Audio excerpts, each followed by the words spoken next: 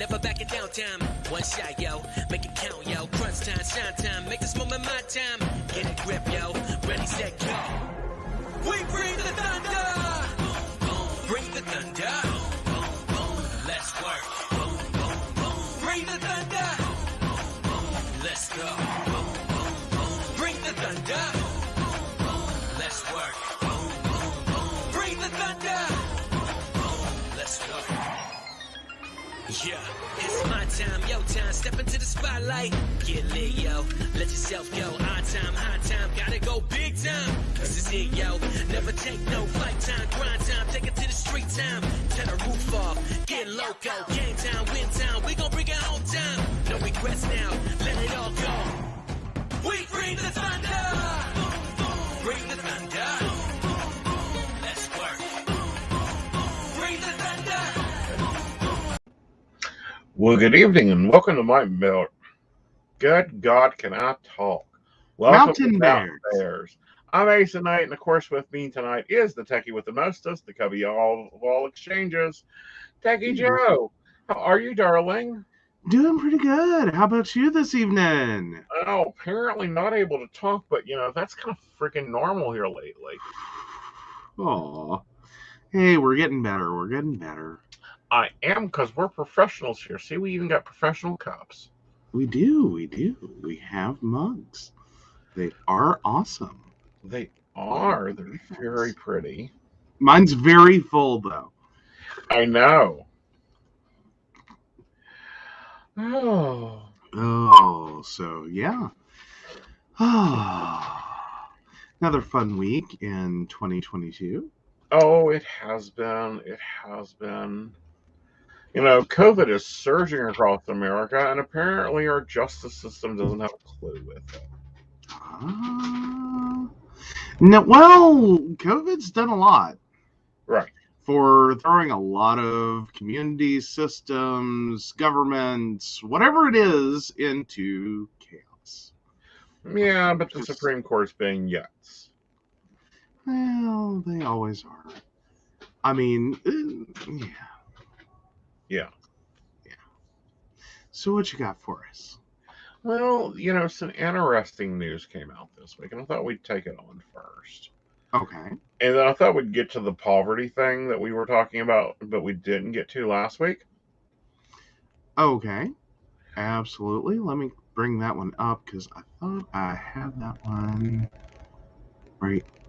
Well, yeah, we'll be careful with that one, because those are videos.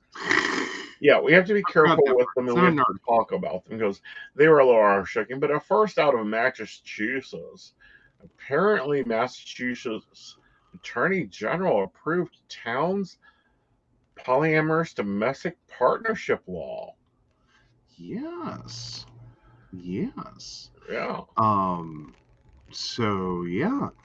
The town of Arlington, Massachusetts approved a bylaw allowing for multiple people to have an official domestic partnership. Arlington was the third municipality in Massachusetts to do so. And passed by a lopsided vote of 192 to 37 in Arlington's huge representative town meeting. Mm-hmm. Apparently that's a New England thing. But yeah, because Arlington is a town rather than a city, it was a bylaw rather than a city ordinance. Mm-hmm. So it actually had to be approved by the state attorney general's office as not conflicting with any state law. And he had 90 days to make a rule. He didn't make the rule. The day he came and passed, he asked for an extension. He got an extension. The deadline came and passed. And then they finally sent a letter going, withstanding structurally review, because it didn't reference to it or result in any re-identifications of state law against multiple consented marriages. So it's legal. Well, I wonder what the other three are. Well, I wonder what this does in terms of, because Massachusetts has, been historically first on a few things. I wonder what this does for their actual, because that all has to work with the state. Yeah. Because even though this, town has approved this, and you could conceivably go to the town, 3, 4, 12, 32, however many people could enter into a domestic partnership. I wonder how it ends up working with the state's recording, if there's going to be any bigamy issues for anyone that's in, the multiple marriage situation with the state. I wonder if that's going to be part of it, if they have such a thing, if Massachusetts still recognizes bigamy as a potential problem. I don't know. That's why I'm sitting here looking. Because I actually wanted to read the law. Like, that would be where I would think the Attorney General might throw a glitch. Is if there is a bigamy statute in Massachusetts, that would kind of immediately, I would think, not in a no, we don't support this, but it's in conflict with a state law. Right. Well, apparently it isn't in confliction, which is cool. I was wondering what the average housing prices is here.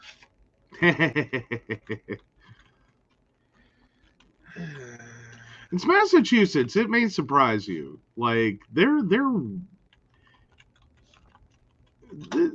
Massachusetts property prices can be a little crazy. Possibly. That's just, it is what it is, but yeah. So it's historical district, public health and safety. See, that's the thing, is they make these lovely things, and you got to figure out where they have hidden them at.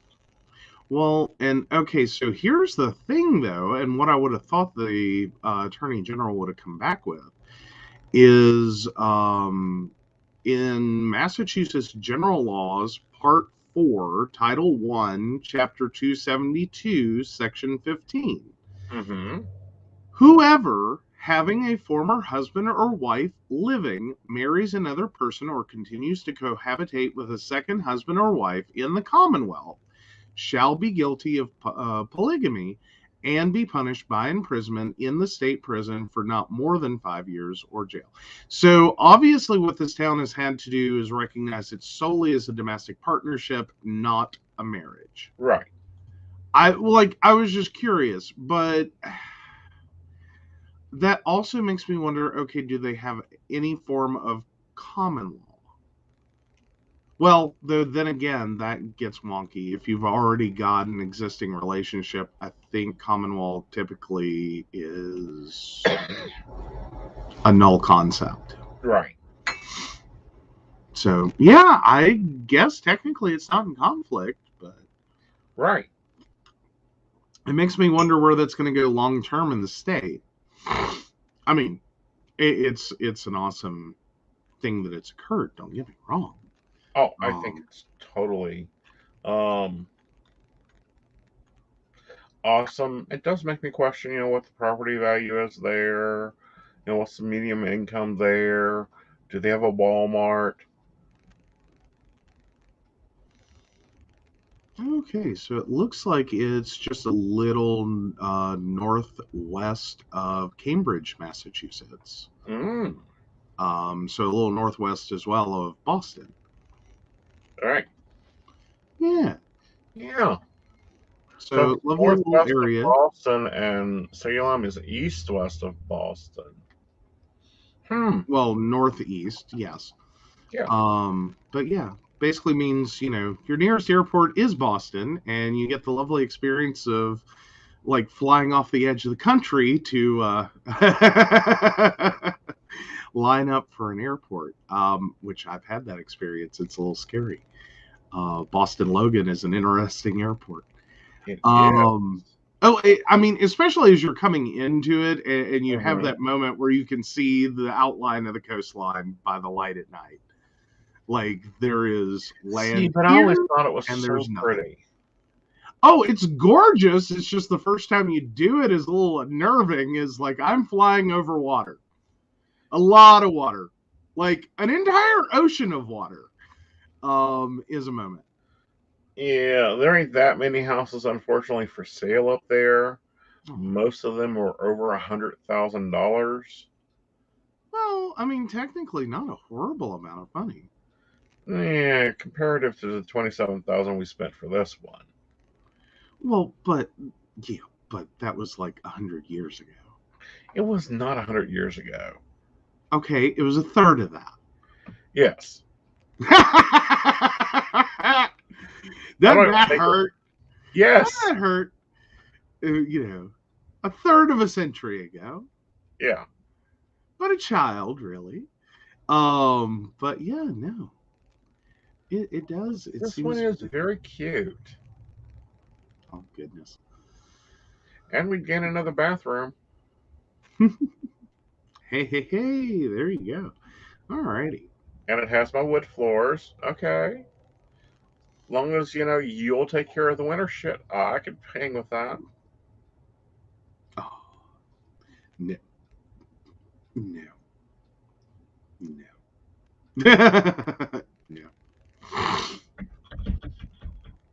No, that's a lot of winter, especially being basically coastal.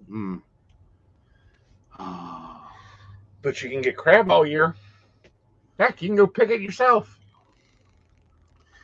Yeah, see, I don't have a nor'easter desire anywhere in me. Okay. Like this lovely nor'easter retirement now. No, I've always wanted to retire either in LA or at the beach. Like any decent gay man, I want to go to Palm Springs, prop my happy ass up at the beach, and tan till I'm purple. Oh, well, there you go. Oh, no. Well, and then it wouldn't be too far down to Provincetown. All right.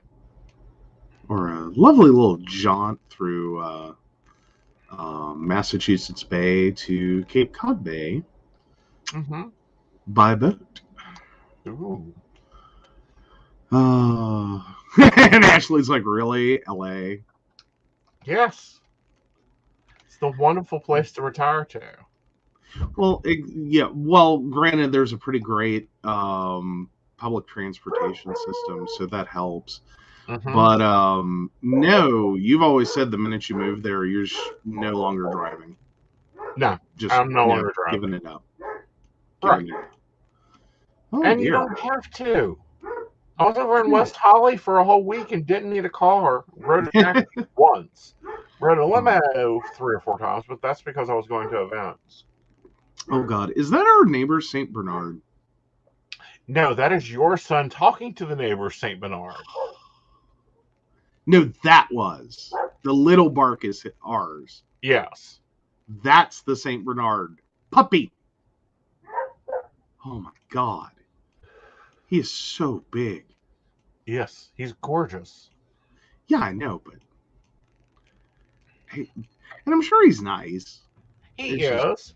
Him and Vlad play, and Vlad goes and lays down and rolls over for him, and like does all...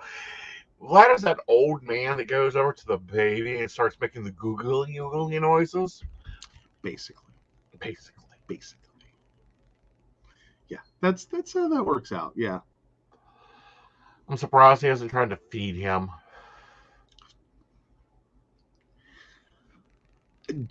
How do we know? True. I mean, he will squirrel food away. Yeah. Like... Hi, Alexandria. She's up in Mass, isn't she? Alexandria, are you up in Mass? I was thinking you were.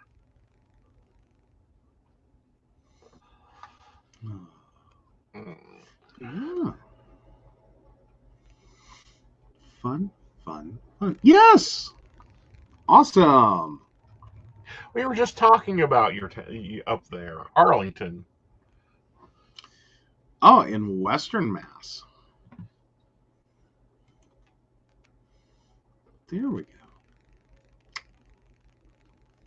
But yes, we were just talking about your lovely state. Arlington, Mass. has approved domestic or a polyamorous domestic partnership as a local bylaw. Yeah. All good things. All good things. Very It was good very things. cool. But they only have 12 houses for sale up there. That's really weird. Not really. Not in this housing market. Not really.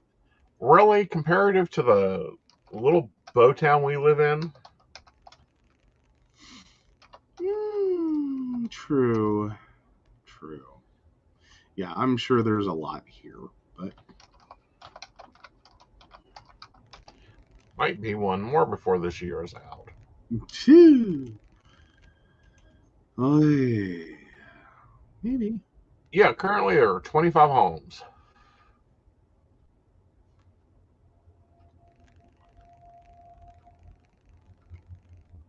Oh yes, very progressive. Very, very progressive. But yes. And we've seen this progression before. Mm-hmm. Yeah, Alexandria is pointing out that the market up there is hot. They go off quick. Yeah. I can believe it. I Yeah. can totally believe it.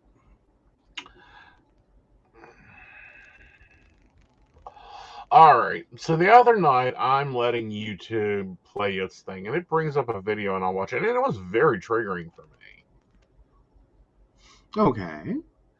It was the signs you grew up in poverty, and I'm like, okay. Mm-hmm. And then you brought up a whole nother one, and I'm like, what is Yeah. this, a YouTube series? Well, it's one of those things that it's kind of interesting what the differences can be between people regarding how they grew up and their relationship with money and how you can also kind of spot people that did or have an insecurity around money by things you wouldn't necessarily associate. Right.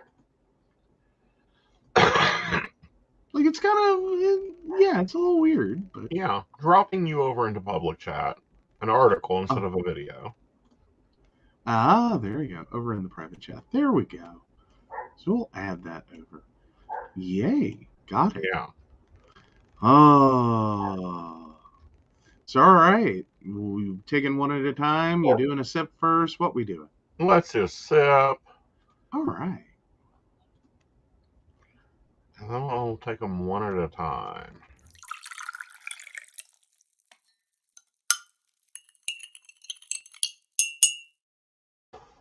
So I thought we'd highlight these habits and then maybe give some suggestions on how to deal with them. Alrighty. So these are 12 habits that reveal a person grew up in a poor family. Mm-hmm. All right. Take it away, Vanna. First one is worry about food. Consistently worrying about food and nutrition is one of the deceptive markers that show that your family used to have problems with money. As a result, God bless me. As a result, people who grew up in these families may have to deal with excessive weight, may end up throwing away food, or may still eat poorly. Mm-hmm. So my suggestion for this one is menu planning. Like that has been our godsend on a lot of stuff.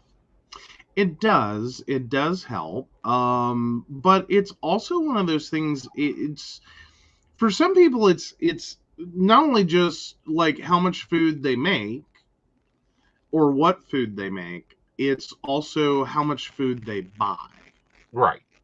Overeating is definitely sometimes a problem. Right. That oddly is related to poverty. Mm-hmm. Or in terms of like excess weight, it's not exactly overeating all the time. Right. Sometimes it's the nutritional quality of food. Right. Um, And like then this one was a trigger for me. It's saving delicious parts of food for later, even if they're on the same plate. The least delicious ingredients are eaten first. The tastiest ones are saved for the prolonged pleasure. An empty plate with only beef goulash on it, for example, is common. That one is like, ooh, I was targeted. Yeah. Yeah. No, it's one of those things. If you are food insecure, you do feel like you throwing things out could be wasteful immediately. Right. So you're more likely to take the doggy bag, put the leftovers away, go through the whole preserve the food, which can be a good thing. Right. Not generating a lot of food waste that's just, hi, we cooked it, we had some of it, we trashed it, can be very wasteful. Right. But it can also become a thing where you may not get comfortable with what you're eating or how you're eating. Some people, especially in poorer families, will be clean plate club members, long standing and reigning champions of that club. Right. But there's many others that will feel very much like to throw out food is just completely inexcusable. Right. And I know that's one of those things that my grandmother had a lot of issues with. Kind of went through the Depression the hard way. It was there any like, easy way to go through it? theoretically, no, but at the same time, like some of the things she held on to all the way through her life were probably on the extreme edge of it. Right. In terms of they were higher risk activities. Right. Not the least of which was there was no version in her head in which food in a refrigerator had gone bad. Right. But I think that's 1950s marketing too. This is a little more than that. Yeah. Like she would very much, and also giving away food that she knew was no longer any good. Like, or should have conceivably known. This is like, and it's kind of scary. She was a school cook. I know she adhered to the rules at work. I probably don't want to know how much food came home from work. But yeah, it just in terms of if there was going to be excess they were going to throw out, I am sure all those ladies just divvied it up and took it home. Yeah, and I'm sure my grandmother probably just like went a little crazy with it. Well, not only that, but and we had to look this up because I was raised in restaurant world where 3 days or 2 cooks and it's out. Yeah, which I mean generally is a good rule. I tend to, I'm not as like on top of that 3 days. Like I'll let it go 4 or 5. Right. If it still seems like it's good, if I know I'm reheating it, right. If I feel comfortable it was handled properly, through the process. Right. But like I'm good with it. I don't get angry about it unless it's like cheesecake. Honey, if cheesecake ever goes bad in this house, I'm calling Winger. Fair, very fair. So yeah. But no, food can be a big one. It's also one of the things that for a lot of families can also be the only form of wealth they have. An abundance of food, as crazy it is to think about that as being a form of wealth, it really truly is. And plentifulness, moreover, a full tummy, right, is sometimes the only item of wealth that a family has. Right. So even though you're not like destitute poor, starving poor, right, you're a little higher on the poverty scale. It can become a big thing to not only show off the amount of food that you have, to make bigger dishes, to cook better food, to make all of that. Like, Right. food can be a really odd one. Yeah. Now, this one, no buying any extras. People who grew up in poor families often experience a lot of stress when making any purchases that aren't directly related to survival. Often these are people who use the delay shopping rule, according to which needs to wait a few days before purchasing an important item. Mm-hmm. And yeah, this is another one, is when your finances are constantly stressed, you do tend to try to avoid impulse purchasing. Just because if you know that you're already kind of paycheck to paycheck, you tend to be a little suspicious of any extra money that you have. As in, did I forget to pay a bill? Is something horrible about to happen? Am I going to regret this later because I will have needed that money to get me out of a situation I didn't know was going to occur?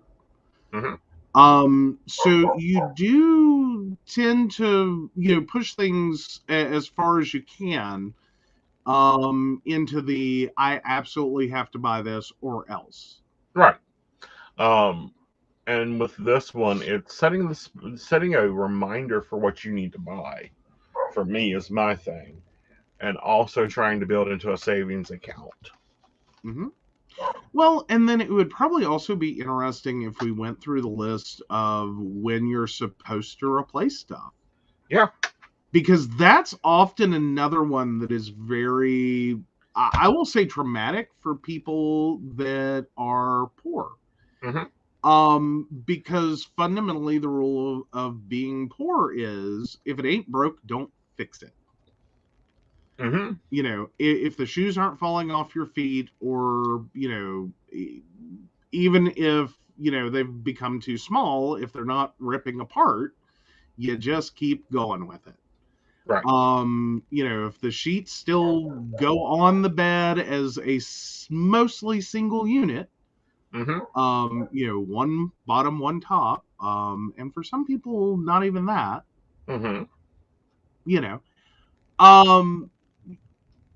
Don't fuck with it. Right. It's not a requirement to buy new stuff. Right. Unfortunately, this also can end up causing people problems. Right. That non-spending causes problems. Right. Well, it's kind of like, and it talks about the stress of making a purchase and the aggravation of making a purchase. And my tolerance level has gotten better. You have to give me that one. I didn't have a panic attack when buying the car. No, you did very well buying a computer monitor today, too. I did. Of course, it's a work thing, so I don't normally have a problem buying work things. It's now. Yeah. I've worked very hard on you about that one. I know, but here's the thing with the work with it. I technically probably should have bought it like 2 months ago. Yeah. When the scratches started appearing and becoming distracting for me. Yeah, because the monitor moved to my desk, and I don't care. Yeah. I have no problems with a couple of scratches on a monitor. I was also the employee that traded with my boss after his OCD required him to and what had happened is a little bit of a longer story, but very quickly, he kept oatmeal in his desk, and of course this attracted ants. So little tiny red ant managed to crawl in through the side of the monitor, and just in between the exterior plastic and the interior screen. Right. So this little ant is crawling around in there. Right. And of course, he instinctively killed it. Right. Unfortunately, this left a stupid red dot on his monitor from the dead red ant. I watched him do it. I laughed hysterically.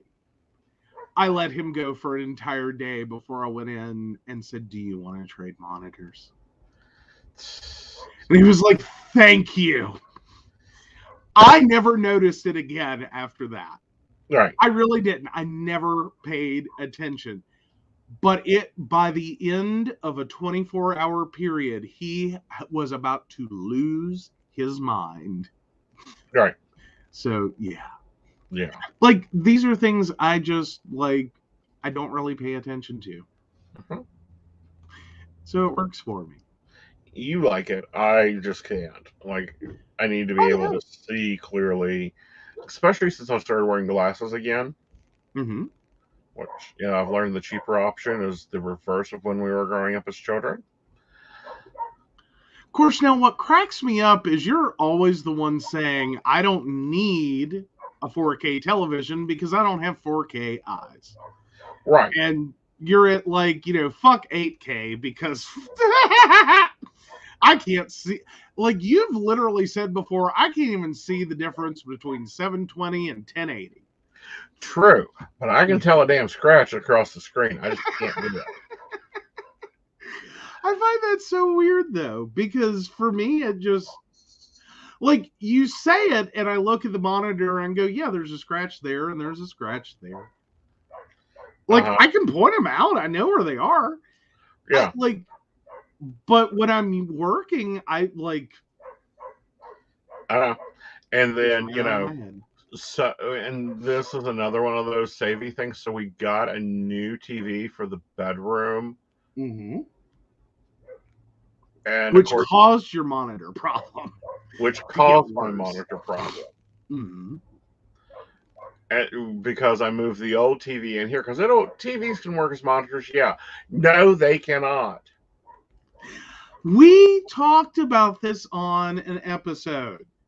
We sat here or I believe we did on air. It may have been a conversation offline, but I know one of our regular viewers was talking about doing exactly this. Mm-hmm. Taking a monitor or taking a television, using it as a monitor. And I sat here and tried to go through like I always do when people say they want to do this. Mm-hmm. How are you going to use it? Right. Because if you're just talking about gaming, you go with God. Enjoy. Mm-hmm. It'll be great. If you're talking about trying to work on the big ginorma screen, which sounds brilliant, and if it's a monitor, it is. Mm-hmm. But when it's a television, the quality of televisions versus monitors is vastly different. Right. They're built for totally different like perspectives. Like your monitor assumes you're going to be within like 3 to 4 feet. Mm-hmm. Your television assumes you're going to be way further back from it than that. Well, what I felt was it just fuzzied everything. Mm-hmm. Mm-hmm. It literally is. It's like no joke. That's the differential is the expected distance that you will be away from it. Right. They're planning for you to watch that television from about 7 foot away. Mm-hmm. Typically. At least 7 feet away. Right. Versus monitors are built and the quality of their components are built. Right. For you to be sitting anywhere from just a couple of feet away to like 3 to 4 feet. Right. Depending upon the setup of your office and everything else. And the size of the monitor. Right. Because like you'll notice right now, even I'm sitting back because with the 2 monitors, the giant curved monitors in front of me, I'd literally have to be this far back to see both of them. That happens, but you've got an awesome gaming experience now. I do. It's wonderful. And again, a couple scratches doesn't bother me. Drives me up a wall. Of course, I'm that way with my glasses too. So. Oh yeah. Meanwhile, I'm sitting here going. That's another part of it is you are farsighted. I'm both. I thought you were straight farsighted. Nope, I'm both. One eye is good. farsighted, one eye is nearsighted. Oh, ghoul. So no wonder you look so crazy. excited? No, I was just saying with the lenses. But no, where I'm nearsighted, like you don't know how low my vision can go before I actually notice. I know. Like as long as I am within about like 20/60 or better, I really can't tell. Right. Like I can tell, but at the same time, it's like I don't care. It doesn't bother me. Right. Usually it's about like usually if I'm like I have to go to the eye doctor now. It's usually because either my lenses are vastly weird, and it's starting to mess me up, or I'm at like 20/60 or worse. Like, and it almost always works like that. Is I jump multiple steps on my lenses when I'm like, no, I have to go. I can't see shit. Right. Hello, Facebook user. Yeah. Have Shannon or Kathy, one of the two. Yeah, probably Shannon. All right. Working for pennies. Well, working for a penny. Yeah. The inherent fear of losing one job is typically for people who understood from childhood that you simply cannot survive without stable income, no matter how small it is. An example is Max, who works for a large company as a freight forward. His annual salary is $12,000, and the rest of the money is given straight to him, meaning he's mostly paid underneath the table. Once he got sick, he received partially no sick leave, and he would end up taking out a payday loan. So he got himself into more debt. He recovered and continued to work, and now says that was what was fine because he works for a large company and 40K is he actually makes isn't being given to someone else, and he does this with no safety net or guarantee that he will have a future in this job. Yeah. Yeah. It is a little weird the differential you have between people who will quite frankly say things like it's not worth me getting out of bed for that. Versus people who, hey, if you're gonna pay me $1, I'll be there. Right. Like everything above that dollar is gravy. But as long as you'll pay me $1.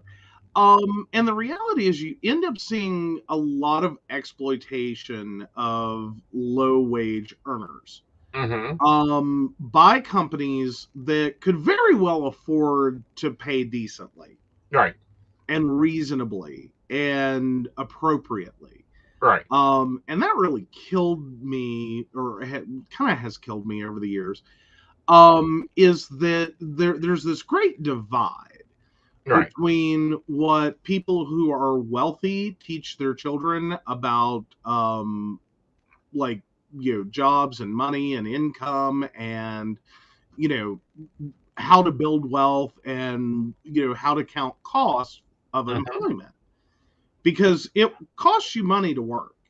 I don't care where you work, it costs you money to work there. If you've got to buy a car to be able to get there, you've got to maintain that car, you've got to have insurance, you've got to put gas in it, you have to drive those miles, you have to plan for those repairs. That's one asset. Right. The clothes that you need, how often you're going to need to replace them, shoes, everything. It is amazing how someone who is wealthy will look at all of those individual expenses to really understand what a job costs them to have. Whereas there is this impetus in poverty to just work. Whatever it is, whatever you got to do, make that money. And what can actually happen is it can cost you more to have that or those jobs than you're actually making. You're working at a net loss. You're actually paying to be there. And I've run into that. People that I've ended up having a conversation with, and they're telling me, things about their job, and I'm going, wait a minute. Like, okay, like res care is extremely bad. Especially in West Virginia. For not wanting to pay tolls. They do not reimburse their employees for tolls. They expect their employees to use their personal vehicles with supposedly gas mileage reimbursement that never shows up, or that you have to literally threaten to quit to get, and literally have to do this every month in order to get that money, which creates kind of a hostile work environment. But will, expect you to use your personal time, and your personal funds to pay for tolls, transport a patient, wait around for reimbursement that they really don't want to give you, with no, and then in some cases not even get paid if this is, just you getting to that patient. You have to go through toll booths. You have to drive an excessive distance. Oh, well. Yeah. They're not paying you for the time. They're not paying you for the mileage. Right. And all of this at little over minimum wage. Right. At the time I was having this conversation with someone. And so I sat down there and started running the numbers in my head. And I said, do you realize you technically pay to work there? And they kind of looked at me and, like I'm crazy. I said, well, take all of your expenses, and you keep wondering, because we had a few conversations. They had been really stressed about money. Right. And I said, the reason you're having so many problems is you're putting a crap ton of miles on your car to make this lower wage, and then expected to use the same vehicle. Right. And pay tolls to transport this patient, right? All of their different doctor's appointments. You're not getting your reimbursements, and then of course this puts wear and tear on your older vehicle that is starting to cost you an extreme amount of money to fix. Right. Like, you are sinking. Right. You are paying to work there. Right. And so, like, we started adding up, and she was like, oh my God, I pay to work there. Right. Like, you're paying for the privilege of being mistreated. Right. Like, it was scary. Like, just how bad it was. Like, she was sitting there thinking she was bad with money and that she was irresponsible. And it's like, no, this employer is treating you like crap, and they know this. Like, they know that you typically will have never sat down and figured out what the problem was. Right. So, yeah, literally people are working for pennies once you take out all the expenses. Yeah. It's ridiculous. It's insane. Hoping for miracles. People who never had a problem with money treat gambling and lottery as a run-of-the-mill entertainment. Of course, they are delighted with winnings and frustrated with failures, but only those who were in real need understand the difference between a passion and a hope for a miracle.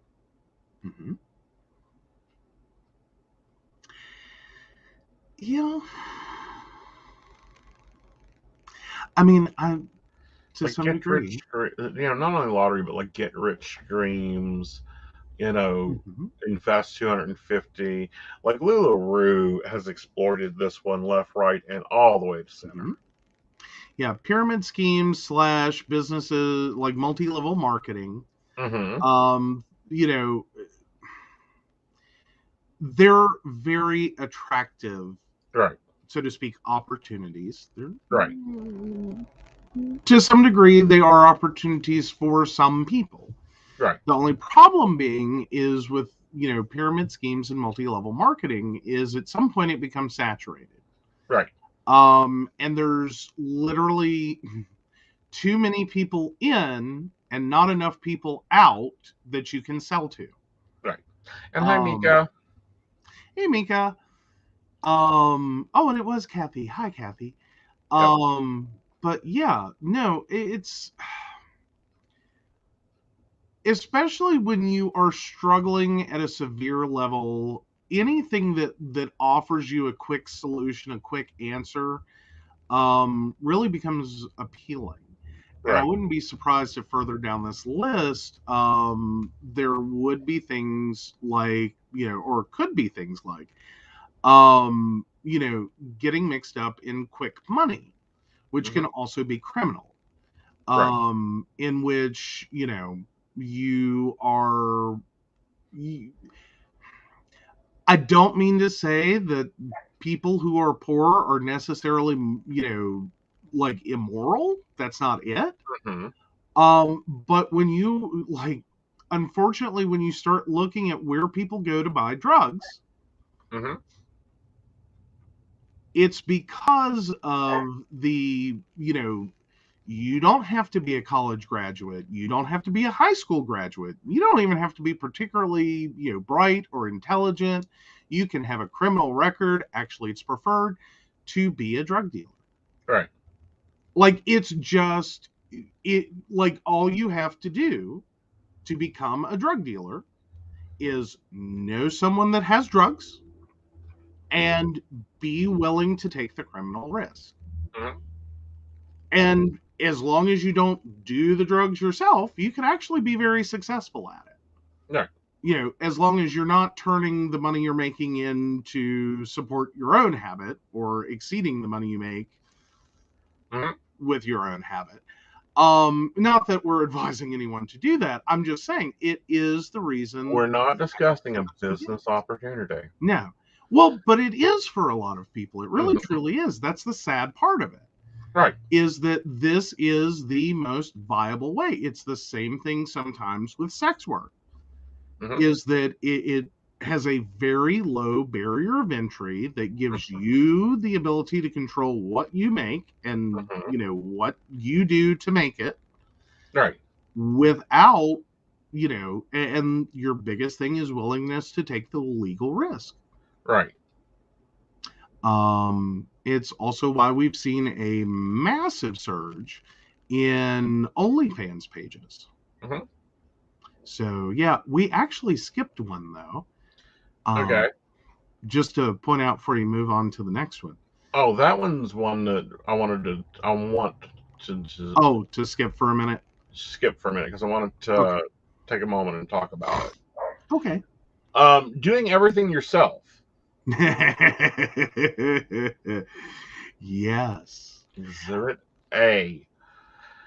You can Not identify even someone who grew up in poverty by how many different things they can do for their own. Changing locks, fixing a leaky tap, laying tile, doing repairs, giving themselves haircuts in front of a mirror. And even if they aren't bad in their current life, these habits don't go away. No, they don't. It's this weird thing, though, and you could actually talk about it in the reverse form of, and we actually saw that in one of the videos, is the inverse form of how you can tell someone is really wealthy is when they are absolutely incapable of like simple adult things. That, they have no clue how to balance a checkbook. They have no clue how the hell you rent a car. They have no clue what you need, like what the cost of a normal thing is. They don't know how to do their own laundry. They don't know how. Is a recurrent theme. Like, they don't know how to cook. Like, they have zero, like, their kitchen appliances are for show. And you can tell. Yeah, like they're brand new, plastic still on it. It's not properly assembled. It's just there. It looks pretty. I can do some plumbing. I can do some electric. I can do most woodwork. I learned how to do drywall and redoing the house. I just laid tile in the hallway. Hey, Dottie. Yeah.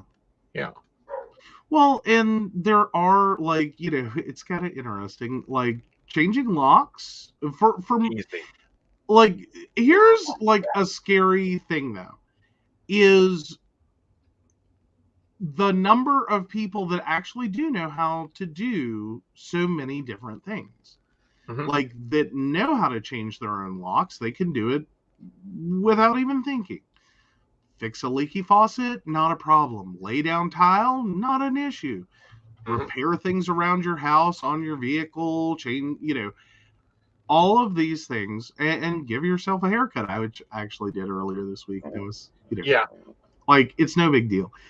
Yeah, especially with the Manscaped, you do wonderful with that. Yeah, like, please, Manscaped. sponsor us. But yeah, no, it's just very, like, you get used to, like, in order to keep the things that you have and maintain them properly, you do have to be able to maintenance. Right. Again, plumbers are like at least 150 an hour. Yep. Lock change, good luck on doing that for less than 100. See, that is what gets me. It's 4 damn screws, people. 2 in and 2 out. Well, but then again, you can, in some instances, end up with better installed locks. And it is very easy for them to key them alike. They can do it a lot more efficiently. There's some value to spending the money, but there are many people that it's like, I don't have an extra 100 to spend on top of. The $34 for buying the 2 sets of locks that use the same key to begin with. Depending. It's back to that bargain shopping. Yeah. Yeah. Well, and some of it is not necessarily understanding the value differential between the bargain and the professional. Like, yes, you can do it yourself. There's, many things people can figure out on their own. It doesn't take a whole lot. And you'll make mistakes along the way. You'll do things wrong. You'll end up with locks that don't you may end up with locks that don't exactly work out beautifully the first time, but you get the hang of it. You'll get there. Or you can pay a professional who will be in and out of your house in 15 minutes. I guarantee you. 20 if you've got like 10 doors. That would be interesting. All right. So this one I had to really think on. Okay. And then I had to start observing people on this one just to test it out. How you hold things that is yours. For rich people, they do the loose hold. For more poorer people, they do the tighter hold. They do. It is a thing. It is a thing. Other habits: how you walk, talk, gesture, eat, and hold your coffee cup. A group of actors were sitting down and talking about this when they were trying to get ready for a role, and these are some of the finer things they point out. Is how they grow up. Did they grow up poor? Okay, then you're going to hold the cup this way. You're going to walk this way. You're going to slur words, or you're going to not slur words. Yeah, or you're going to have problems with, or more importantly, you may have problems with pronunciations. Yep. Also, variety of vocabulary. Right. Like, one of the biggest indicators of level of indication of education can be the number, variety, and depth of one's vocabulary. Right. Strangely enough. Right. It's not necessarily an indicator of intelligence, though. Right. Like, just because someone says, all of the 7 dirty words frequently and often, that's actually a sign. The cursing is actually a sign of honesty.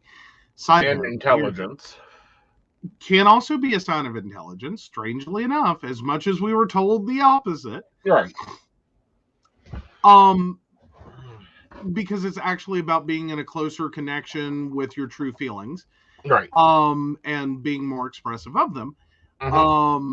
But also just in general conversation, not, anger or severe emotional distress.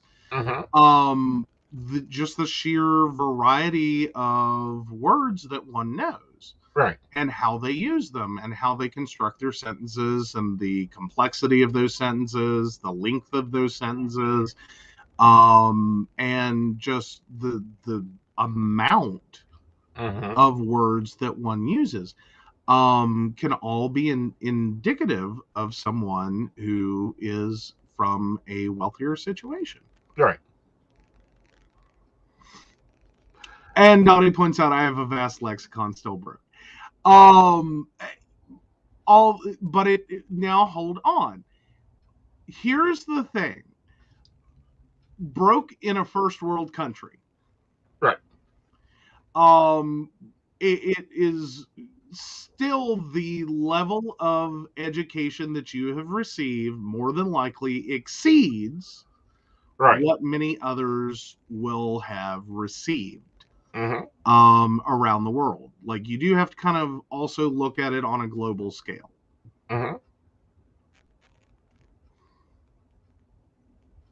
So there is a certain level of wealth and power in education and the, or wealth that comes from education, even if it doesn't necessarily equate to a beautiful bank account. Now, this is one I'm supremely working on. Not throwing anything away. Yes. Speaking of holding on to things, and how you hold them, and I think sometimes I would almost want to argue this is more about what someone keeps.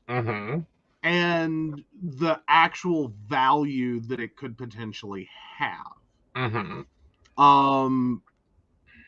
Versus, I don't think you find that, like, there's that much differential between how much stuff people who are rich and people who are poor have. Exactly. It's the inherent value of that stuff. Right. And what determines whether or not one keeps it. Sometimes the way we see value is reflective of our where we are on a poverty to wealth spectrum. It's also part of what kind of differentiates a hoarder and a collector. In addition to how you maintain the stuff that you keep. Right. So, yeah. Yeah, no, I'm vastly reduced my inventory. I'm going to continue vastly reducing my inventory. It'll be easier to move south or west. Well, there you go. But moreover, did you notice a line or some stratification of this stuff as you were pulling it from the attic? That some of the stuff was worth, a little bit more. Like, it was still good, or it can be restored. Someone who appreciates this certain thing would appreciate this. Versus the things that you pulled down and it's like, why the hell? Yeah. Did I even bother? Or did your mother even bother? Or your father even bother? Or anyone even bother? Right. To keep this shit. The number of light shades. Yes. That can be a weird one. Yeah. Well, Brenda brings up that her father used to cut the cords off of non-working appliances, that it was still a good plug. Meanwhile, yeah. And the number of coffee cans of screws, nuts, and bolts that used to live underneath the kitchen sink. I thought it held up the kitchen sink for years. Turns out, no, it doesn't. No, it doesn't. But no, these are things that they have value. It's rare people keep things with zero value. That's more common. Okay. Keeping things with no value is actually more or less of a sign of like poverty and wealth versus hoarding. Because that's a lot of where hoarding ends up is things that have no value. It's an inability to differentiate whether something is or is not trash, and an assignment of value to things despite what common sense would tell one doesn't have value. Napkins, placemats, uh, just random bits, bobs, and ends, just tons of stuff. It also, hoarding has one more component to it, in which it can also make up for a feeling of being without or not having enough. But that doesn't even necessarily correspond to whether someone who is a hoarder is rich or poor. It can actually have way more to do with like one's own ability, like their own value judgment. Right. In terms of what they are worth. Like if they're hoarding can be inspired by a lot of events that can make one feel less. So loss of family through death or divorce, loss of job, loss of like bodily function, like someone who has to slow down or start using a walker or a wheelchair, etc., can start to devalue themselves, and they use stuff to fill that void, and that starts hoarding. Like it's a small hop, skip, and a jump between that, and it doesn't even have anything necessarily to do with whether you're rich or poor. It's your inability to make a judgment call. Right. You're just keep it to feel better. Right. And I'm going to just tell everyone, nobody wants your stuff.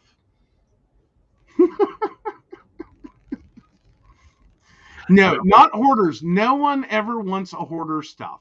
No one wants your stuff after you're dead either. No, they don't. No, they don't. So stop holding on to it. Yeah, give it away. Get over it. Yep. And that's especially true. Well, but that's also a problem for a lot of people.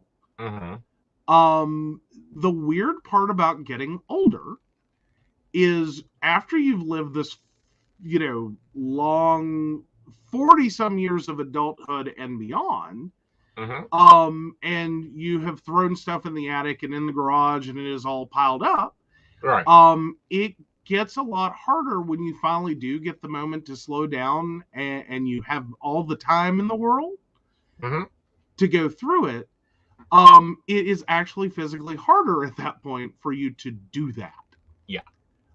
So there are a lot of people that are in this catch-22. They have all the time in the world. They could have gone through this. They have potentially also lost the physical capacity to do this. So yeah. Yeah. And yeah, trash does have a negative value. It does. And the longer you keep it, the more negative its value gets because it actually affects other things you own. Right. Like spoiled milk doesn't make your life better. Right. Like that's how I kind of always have to think about it, is holding on to a jug of milk in the fridge that's spoiled doesn't make you better in any way. Like you don't still have milk, you have trash. Right. And the longer that trash sits in your refrigerator, the more likely it is to cause you other problems in the refrigerator. Right. Throw it out is where you have to kind of get there. You have to get there. All right. Wasting time instead of money. One of the most decisive features of probably is to think money is more valuable than time. As a result, people freeze at a bus stop instead of calling a taxi, spend hours looking for cheap products, promotions, and discounts, and spend a whole weekend in the kitchen trying to save money. Mm-hmm. Versus people who are wealthier actually use money to save time. They would rather spend more to get something faster and just, hurry through it, to go have more time later, than they would to save the money and just wait. It can get interesting. It's literally for some people, I always like my sister's version of it, which is, she's always said, and there's legitimacy to it. She can change her own oil. She could go out there, put on her sweatpants and a ratty t-shirt, and she can pop that car up, well, her little Honda, up on to a stand and take out all the stuff she needs to change her own oil, and she could spend her day doing that. Her blunt version of it is, it would cost her more to take the time to do it than what she could make working during that same amount of time. She would rather go ahead and make the extra money than to save the money for the oil change that she would spend out, because it will cost her more in time that she's unable to work. Right. And that's one I've adjusted to. Yeah. Panicking at the checkout. The life of a person who grew up in poverty is full of anxiety and fear. The most common cause of stress is paying for purchases at a supermarket. Even if there is complete confidence that there is more than enough money in their bank account, not everyone succeeds in getting rid of the inherent fear that the transaction may decline. That's one, and that one kind of, that's one I've had before. And gone through before, and it was especially true during the college years. Is very uncomfortable to be in that situation of not knowing if a transaction will approve or not. More so because you've been very careful with your money, or you've tried to be. Like the biggest myth ever is that people who are poor are irresponsible with money. No, they very much know how much they have, when they have it, where it's at, what it's being used for, because when you have to use every penny you get very good at tracking every penny you have. Because any failure there is going to actually cost you in other areas. But it does change, like, when you know that you don't have any other form of payment. When you only have a limited amount available to you, you have the same scarcity reaction that to your money, because you do live in fear that you will forget something, you will mess this up, you will a paycheck won't hit right, because you are literally dependent upon every penny for this transaction. Like, no matter what you do, you're always dependent upon every single penny in your account being where you think it ought to have been, when you think it should be there. And that nothing gets forgotten, nothing accidentally goes through early, nothing double charges. Because anything that goes wrong can throw your entire financial world into complete and total chaos. And Shannon says, and even when you're not dealing with the straight cash, you worry if there's a problem with the server, if you're not going to be able to get your cash when you have limited cash on hand. Very much so. Yeah. Yeah. And it actually makes it's weird. You could also say there's a second version of this between how to tell someone's rich and someone's poor. Someone who is rich, if their card gets declined, they just assume something went wrong. Right. When someone who is poor, their card is declined, they think they are wrong. Mm-hmm. Because fundamentally, again, when you have to account for every last penny, every single possible thing that needs to come out of this money, you don't think someone else made a mistake or that something else went wrong. You think you were wrong. Right. And it's like worlds of different like situation. Like it's easy to be like, my bank screwed up. Right. That's a rich reaction. It's a very nonchalant, you screwed up. Right. Versus when you are poor, the other side of that is I screwed up. Right. Now this one, paying in installments. The fear of future leads to the fact that people, even if they have an opportunity to pay the entire amount at once, prefer to choose installments or a loan. Even if they end up spending more money, the amount divided into several parts look less frightening to them than the full price of product or services. A great example of that is car insurance. $1,200 a year for car insurance. Breaking it up into payments may cost you an extra $180 in the end. And even though you can afford to pay the $1,200, you still do the installments. It's all, there's a weird science to this in terms of pricing, and we're seeing more of it. Because I have to crack up at this point in my life. Because we're seeing this in action now. Software as a service, big thing in IT. Most people don't hear it that way. They just see it as the $10 a month they pay for Microsoft Office. Right. Here's the thing, though. Microsoft makes more than they have ever made for Microsoft Office, charging you $10 a month. Because originally the software only sold for a couple $100. Right.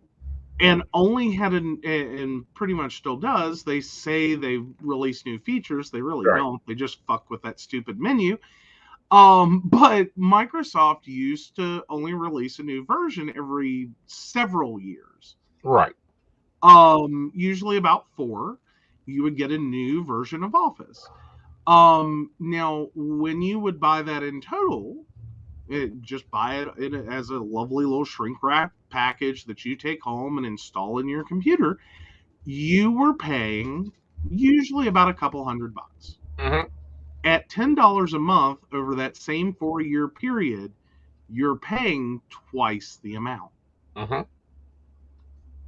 But people sign up and do it every single day. Yep. Gladly, because it's cheap. It's only $10 a month. And you can stop whenever you want. No one knows. Like you just keep paying the bill forever. That's what you do. How about not going to the doctor? That's in a case with time, people who live in poverty feel that their health is less valuable resource than money. Often they often have dental because they have a psychological inability to spend so much money on dentists, and it's horrid that going to a free dentist has haunted them since childhood. There is I've noticed there is a marked difference between how people who are more or who are wealthier and how people who are poorer do approach dental care. In terms of like the total experience, from like how much it's going to cost to whether or not they're afraid of a dentist. as in comfortable going to one or not, to even how long they wait before going to a dentist. You know, I'm in this weird category. I have my own personal hatred. Like I had one really shit dentist for many years because I was a child and didn't have a choice. I had a really bad dentist. I've had many wonderful dentists after that. I still put it off. Yeah, I'm not afraid of the money. I'm not afraid of what they're gonna find, etc. That's not my issue. It's just this was such a crappy dentist who used to say things like that doesn't hurt. And I'm like, it's my mouth. I will tell you what hurts in my mouth. You are just the guy with a sharp, pointy stick. Well, I prefer the dentist that, hands me a lovely pill, gives me a lovely injection. I take a lovely hour-and-a-half nap. I wake up. We're done. I'm in the car being driven home. If I have to deal with the dentist, that's how I want to deal with the dentist. Yeah, but you still will avoid the dentist. Horribly. I do. As much as possible. If we had, here's my thing. If instead of calling it COVID-19, we had called it, dental care. I don't think anyone would have Omicron. Oh, I don't think so either. It would just be gone. If we had called it dental care. Right. Well, and here's the thing, and this is something people need to realize. All insurance companies have added a dental plan. Yes. Although I can understand hating insurance because, that should almost be on this list. Insurance is a weird thing that very much favors the wealthy and hates the poor. Deductibles are usually a big reason that people cannot actually benefit from their insurance properly. Right. Because that hurdle of a deductible actually ends up being its own barrier. Right. And in trying to minimize costs on the month-to-month or the annual premium, a lot of people choose very high deductibles that fundamentally mean that they just have a thing that they can't really utilize. Right. And see, if this country had taken the decision that it should have taken, all this would have been taken care of because everybody would have universal health care. Yeah. That has a Social Security number. Well, but it's the same it's not just health insurance, it's auto insurance, it's any form of insurance that has a deductible. There are people that will, finally, or tax refund, whatever, some situation opens an opportunity, or as, a lot of cell phone providers now offer, monthly installments, are able to get the big, massive phone, and they also throw the insurance on there. But that deductible will keep them holding that broken phone or broken screen phone for months. It'll be chipped, torn, look like it went through a wood chipper. Stop, Nicholas. He's carrying my old phone. But hey, a lot of people end up that $100, $200, $500, whatever the deductible is, will keep them holding that phone rather than getting it replaced because that barrier is too high for them. They have insurance. They should be able to get a new phone, but the deductible is the problem. And they still month to month pay the bill and including that insurance charge while not being able to benefit from insurance. Right. It's a killer. Right. Oh, yes. Feeling fear, expecting a hidden agenda in any situation, always staying alert, not trusting anyone, are habits that form from a poor past. Those include the inability to accept gifts, especially expensive ones. Mm-hmm. Mm-hmm. So yeah, like a fear of unexpected knocks at the door, calls from unknown numbers, etc. Right. Yeah. The world as someone who is poor is always scary. Right. Because inevitably when your life situation is such that your finances are maxed, there is no room for error. Other than, like, there's not even enough room for a comfortable life. There's room for survival. Right. Anything that comes along, any poor decision that you are about to make, that you have made, always feels like it is setting you back and is your fault. Right. And it gets very, very frightening as like anything unexpected happens. Right. So there's a very strong fear of the unexpected. Mm-hmm. It's your personal Spanish Inquisition every time you answer the phone, answer the door, whatever. Moreover, it's how we live poverty. Because there's very much a narrative that, you know, poor people are just poor because they choose to be. Poor people are poor because they don't work hard enough. Poor people are poor because they're lazy, because they're stupid, and generally speaking, none of those things are true. Right. Like, they're not. They're stupid rich people. Like, honestly, there are extremely stupid rich people. Have you met the Kardashians? I don't know. Here's the thing with the Kardashians. I think they're very smart. And here's why. They took something that was nothing. Like, nobody was paying attention to social media. And they've made millions. True. Not what I'm saying. I'm not saying you can't be really, really stupid and have a few good ideas. Well, no, I think that they're really, really smart, but they play stupid. Possibly. But there are inherently some very stupid rich people. I will tell you right now. They can afford to be stupid. Poverty will make you very smart very quick. Right. But it also makes you very rat in a maze. Right. Like, you are going through that maze every single day. It never fucking ends. Looking for cheese. Right. A little nibble here, a little nibble there, a little nibble here. Right.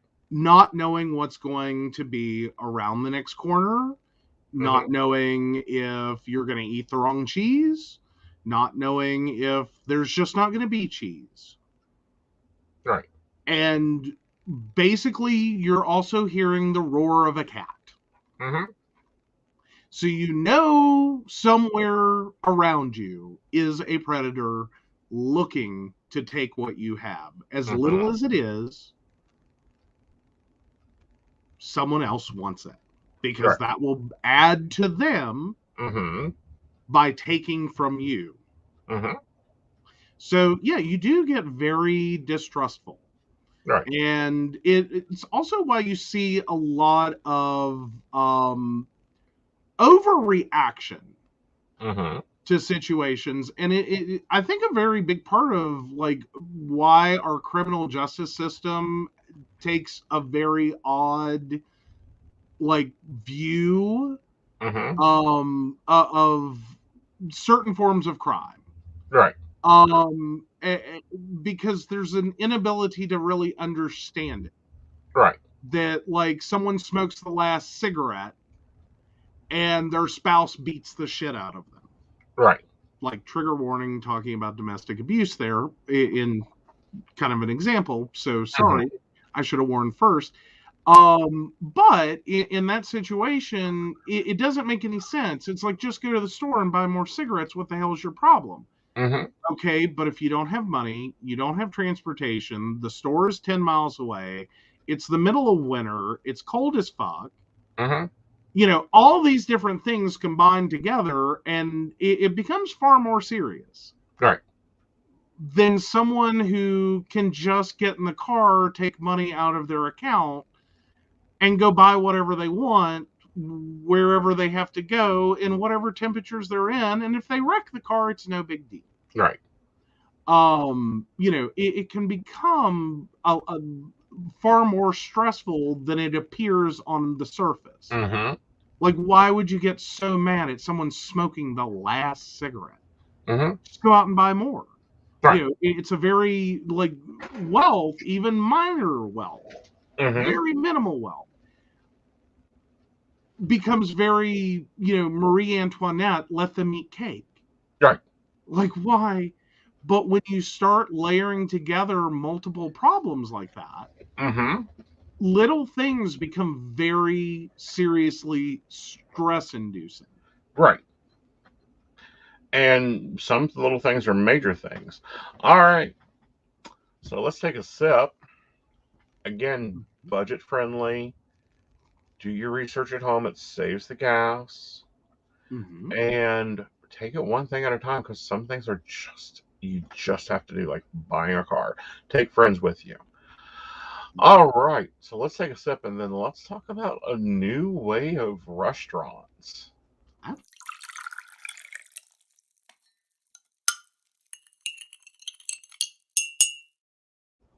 Okay. So this one actually popped up on my Facebook feed, and I was a little shocked by it. Okay. Zippy. It is interesting. Yeah. It's great to finally see. Yeah. So take it away. So Zippies in San Francisco posted on our Facebook page.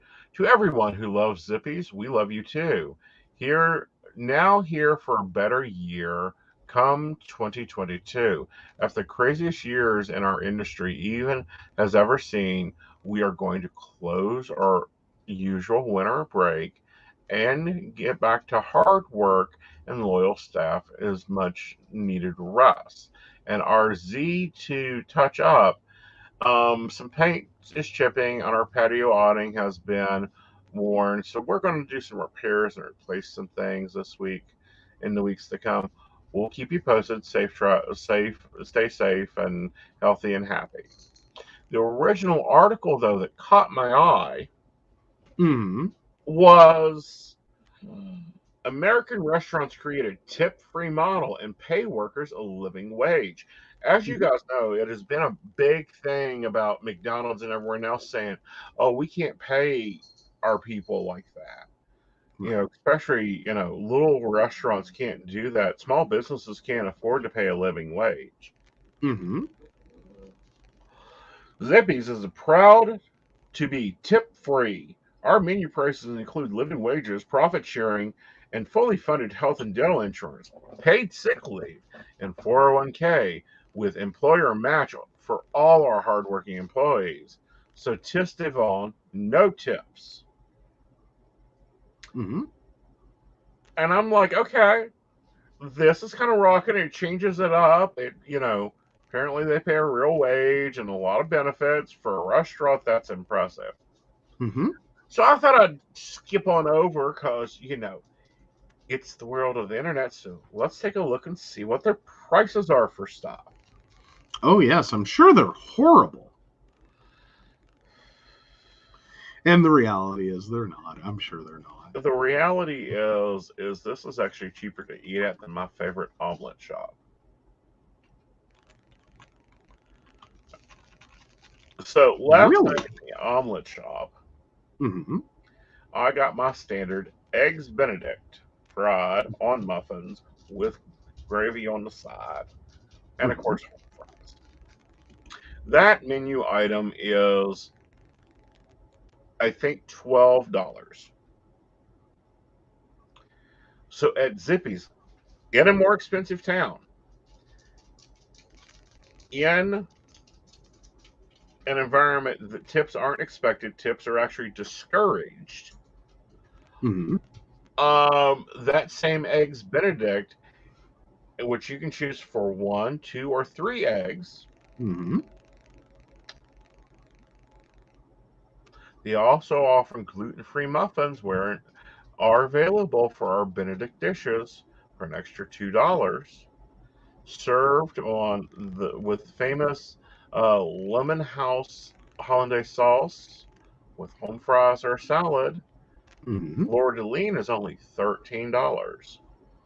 Yeah, Northern Florentine with portobello mushrooms and wilted spinach. Yeah, I mean, So yeah, upscaling it. Their yeah. egg dishes are like, scrambled eggs with cheese, home fries, wheat toast. That's Mm-hmm. normally a $10 to $14 item, depending on how you have them, are just as cheapest. Just about as cheap. Yeah, it's Yeah, not a massive change in pricing. no, it's Especially not. not when you realize at the end of the meal you're going to tip. Like we tip at Waffle House. Yeah, we tip Um, well because those girls yeah, make $2.75 an hour. yeah. Yeah, Like it's versus we may be the only customer for a couple of hours. yeah, Like, and some customers tip.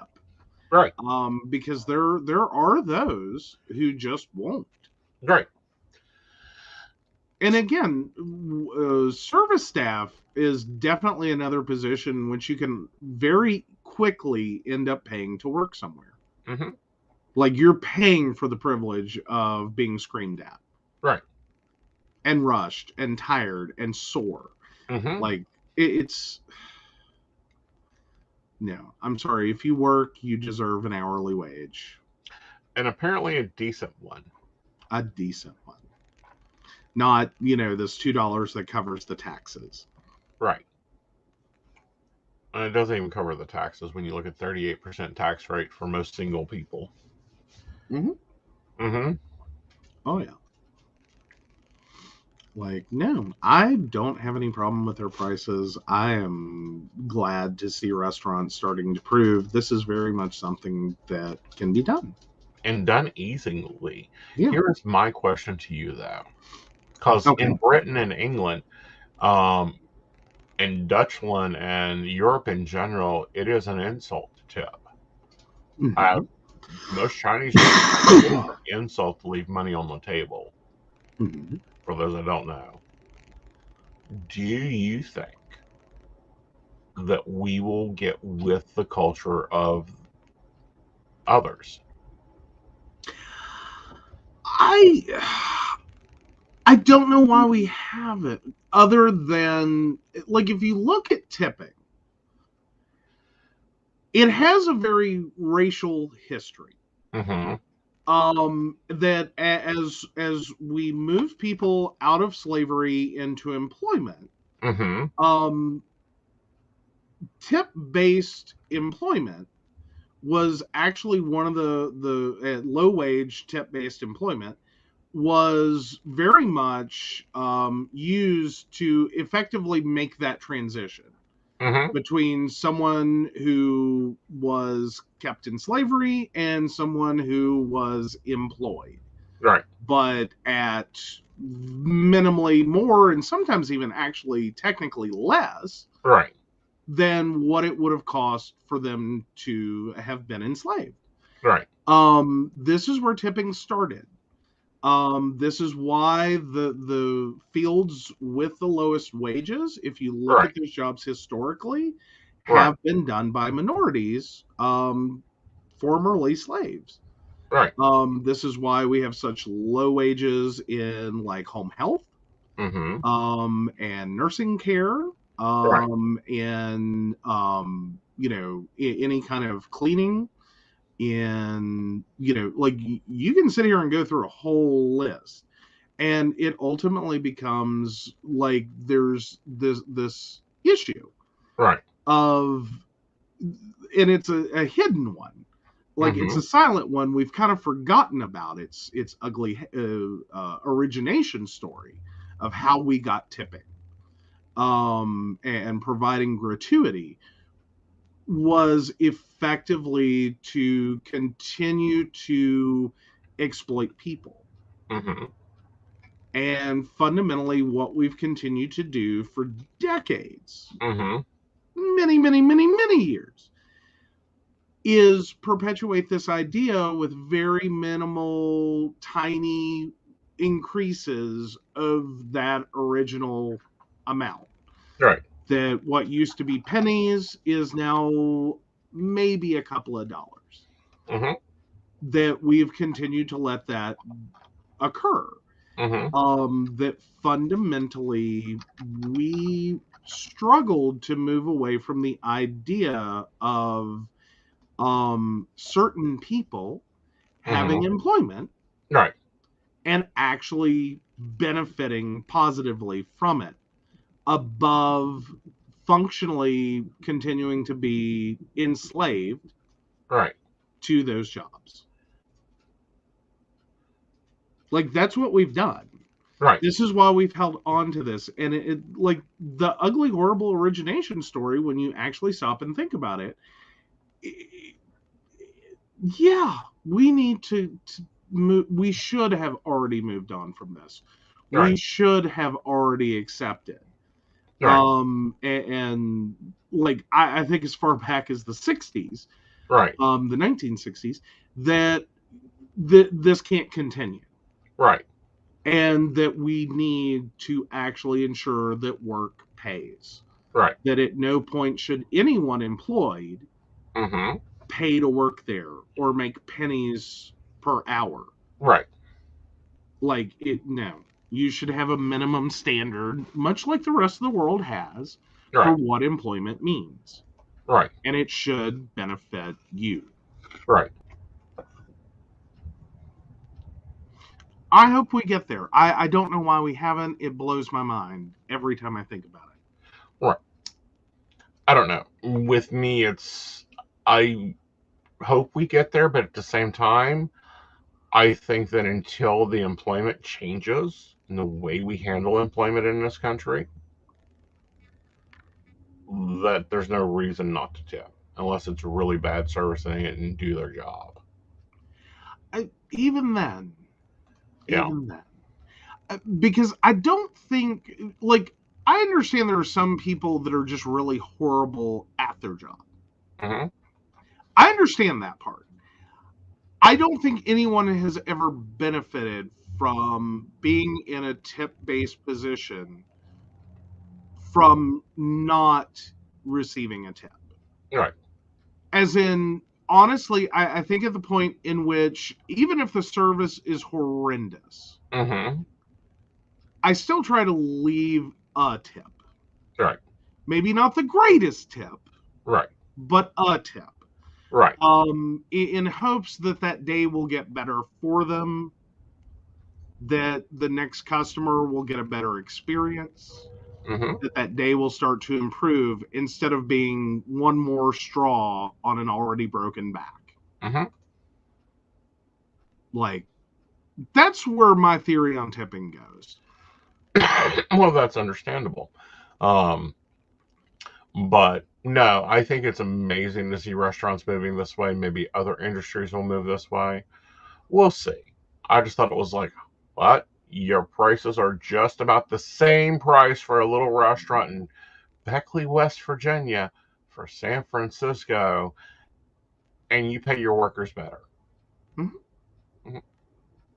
Yeah. It's not that hard. And it also points out there's this weird theory that we have that has long surrounded this small business concept, is that you're owed a business. Right. Like, I'm sorry, weird things you learn in business school, you don't have a business if you can't make a profit. Right. You're not owed a profit by anyone. Right. Like, there are many things that cause companies to go out of business because their profit was affected. And that's fine. It happens. It's, if you can't do it, either someone else will, or that's no longer a service worth having, or a product worth having. If you can't make it for less than what someone's willing to pay for it, it's a simple process. It's a simple concept. Right. If your costs exceed your profit, what someone will pay for it, you don't have a business, you have a Right. charity. Right. No one's owed a business. No one's owed a profit. No. No one should have to suffer to work for your business to provide your product or service. Mm-hmm. Like, that's not an employment situation. That's a charitable situation. That's running a nonprofit organization. Literally, it's right there in the words. Non-profitable. Not that that's the true nature of nonprofit, but generally, if you look at what we ask of volunteers for a nonprofit organization, is that they effectively provide, their labor, their efforts, their services in exchange for nothing for a greater good. The organization may take in money up to a certain amount, and use that to provide those services or those goods.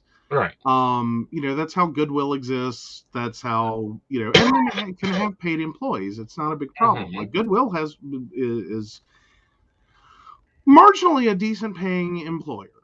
Right. And they employ a lot of people. Right. But at the same time, their organization is out to do more than just turn a profit. Right. So the way that you interact with a non-profit organization is it's not all about the money, it's about what you're achieving.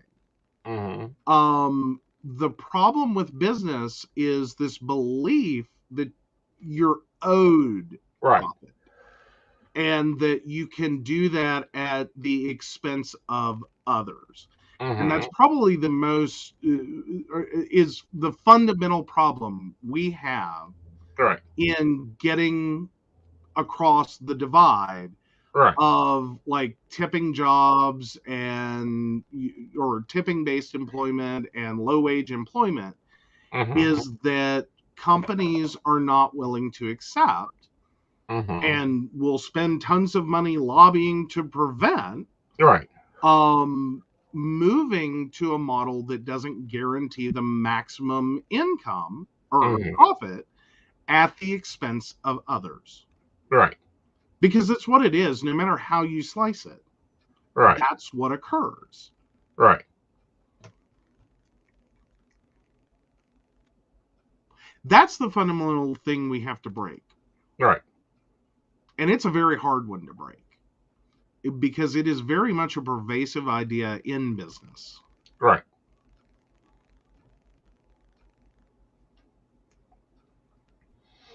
And I think the harder one is to break is the thought behind it. Like, okay, the thoughts. All right, the thought behind? Yeah, they already get tips. And what about the time that they're rolling silverware? That's not getting a tip. Well, yeah. Some of it is like, it's not that it's impossible to make good money in tip-based employment. It's that it's so variable. Right. And that looking at the end doesn't necessarily tell you if it's worth it. Right. And it doesn't necessarily reflect the situation that's occurring. Right. A server can work and, take home, say, $6,000 a month. But out of their work in that restaurant, they may be making, $500,000 for the restaurant in sales. Right. That's a very big disparity. It is. Like, and that's kind of probably a very exaggerated example, or maybe not. But you can very easily see it's a very tilted thing. The money that restaurant makes far exceeds Right. what their actual labor cost, food cost, utilities cost, etc. costs are. Right. So it's wildly profitable. Right. But it's built off of, even though that server may be considered well paid in their area, like if you're making $6,000 a month in West Virginia, you're not doing bad. Right. Like you're doing really good. Right. But it's so far out of line of what they actually contributed to the company. Right. It's literally pennies on the dollar. Exactly. Okay. Well, I'm hopeful that it moves forward to servers being paid, dishwashers being paid instead of pulled tip to pay for your dishwasher. Yeah. Or working for a company that takes your tips and decides that you don't get those. Because we've actually seen that. And we covered that. Yeah. Well, because you also run into that with like delivery services as well. Because one, the delivery charge you're charged has nothing to do with the delivery driver. They don't see a dime of that. That's literally like a bogus add-on of companies.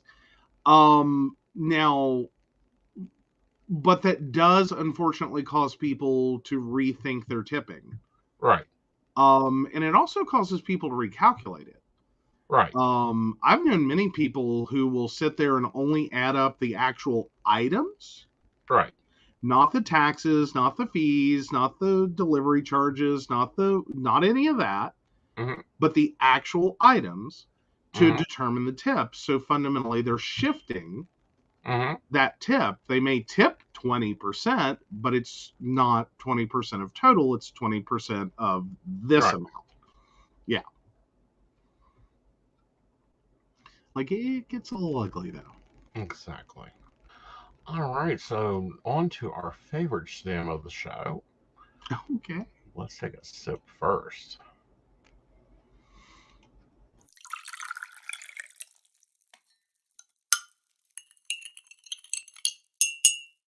I actually chose this one, and I thought we'd keep with this theme of restaurants. Alrighty. So, yeah. Yeah, it's your segment, baby. You run it. I know. Am I the asshole for no longer bringing dinner for my wife after she claimed I never cook? I work at a nice restaurant as a cook, and every day when I get off from work, I always cook dinner for my wife and our two kids, 8-year-old male and 6-year-old female, at the restaurant before coming home. The only time I don't cook for them are on weekends when I'm off, and that's when my wife does the cooking. We usually trade off who makes breakfast and lunch for the kids every other day, but for the week, I'm always the one bringing home dinner. Weekends, we sometimes get together with friends and they come over to the house. My wife usually cooks and I help set the table clean afterwards. One of her friends, Stacy, asked how come I never do any of the cooking, and it is always on my wife all of the time making meals for the kids, especially when I'm a cook myself. Instead of correcting her, she sort of laughed and went along with it, making jokes about, you know how it is. And Stacy laughed because her ex-husband was the same way. And then sort of ripped on me in a joking way how I better buck up before I become an ex too. My wife just said, well, let's see if he actually listens and starts cooking for once. Joking about all the time I spend in the kitchen at work, but won't do the same at home. It really pissed me off. I'm not the husband that just doesn't do anything after I'm home from work. I cook food for her and the kids and at work, and on top of that, I make separate dishes for each of them, what she wants and what the kids want. All that after standing on my feet all day. We talked about it once they left because I don't appreciate being told I'm not doing something she knows for a fact I do. She didn't want to apologize for it because it was all just to be a funny joke. Even after telling her about how it hurt my feelings being put down like that, my wife said she felt like she has to go along with the joke so there wouldn't be any awkward vibes, whatever that means. But I said, fine, if she can't apologize for something that was mean just so she could laugh along with her friends, then I won't keep doing something she already claims I don't do. For the past week, I've only brought home dinner for our kids, and she's had to make her own food.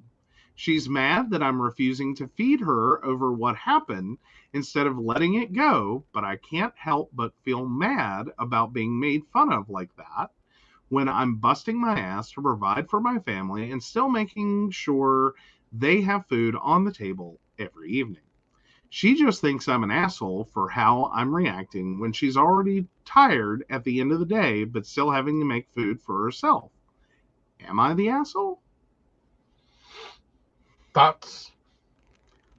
Oh, I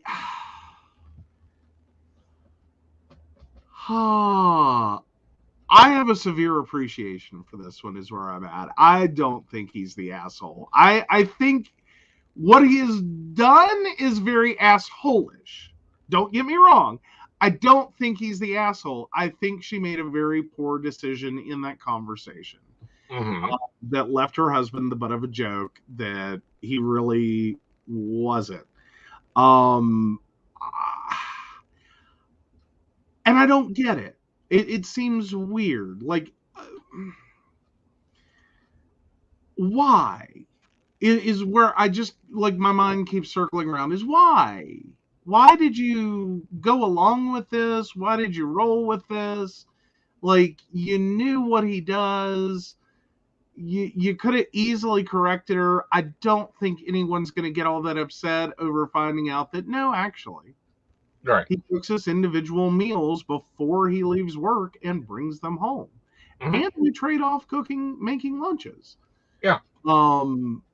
Like, I don't get why, like, I'm trying to process it from her perspective, and I just can't. Her perspective is it's funny. I mean, it's... I don't think it's funny. I don't either.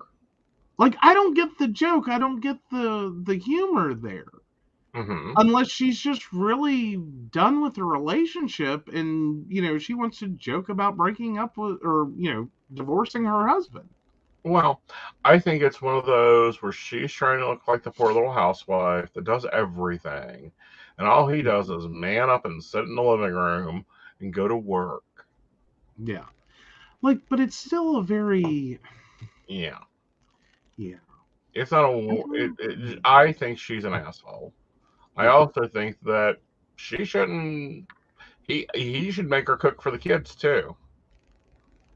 No, I have a severe appreciation. Like, I think I would be more you're the asshole if he wasn't still cooking for the kids.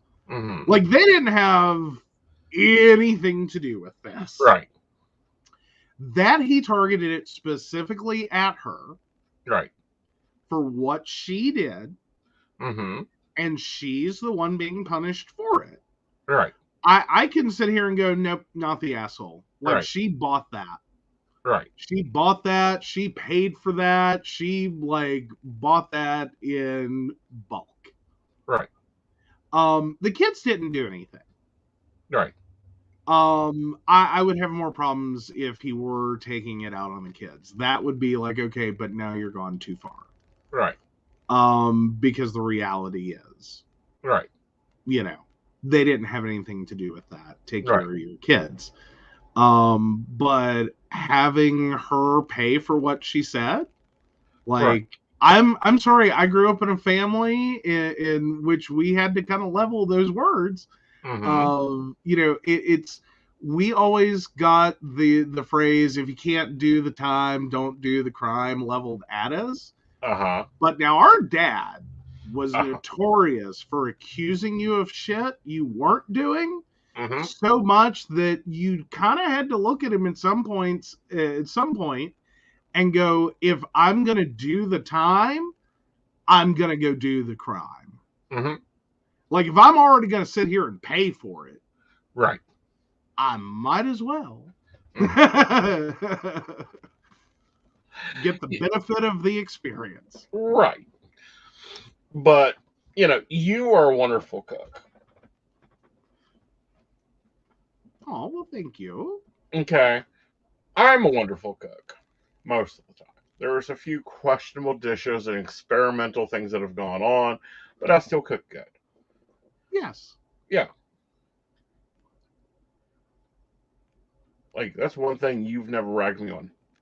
You don't rag me on psychic work either. Like, I think that's the more problematical thing I have here. Yeah, that's the other part of it is like I'm also having that mechanic's wife thing. Right. Like we've long made that joke. I've long made that joke is like, I've never known a mechanic's wife with a really good car. Right. Like it's always got problems. Right. It always has problems. There's never have I ever met a mechanic's wife that has a perfectly wonderful vehicle with zero problems. Mm-hmm. There's always like a laundry list. Right. And, because when you professionally do something, mm-hmm. It's very hard to carry that home with you. Right. To some degree. And more so, you have a higher fault tolerance. Mm-hmm.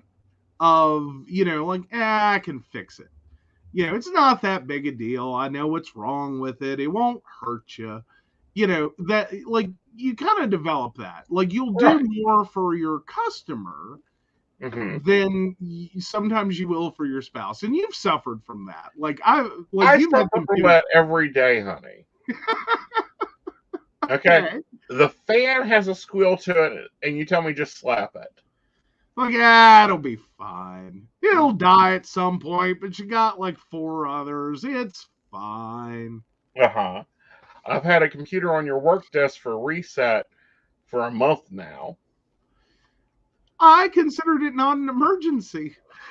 I know. Before that, my main laptop that is going to become very important here soon for dual camming, sat on your shelf for at least a year.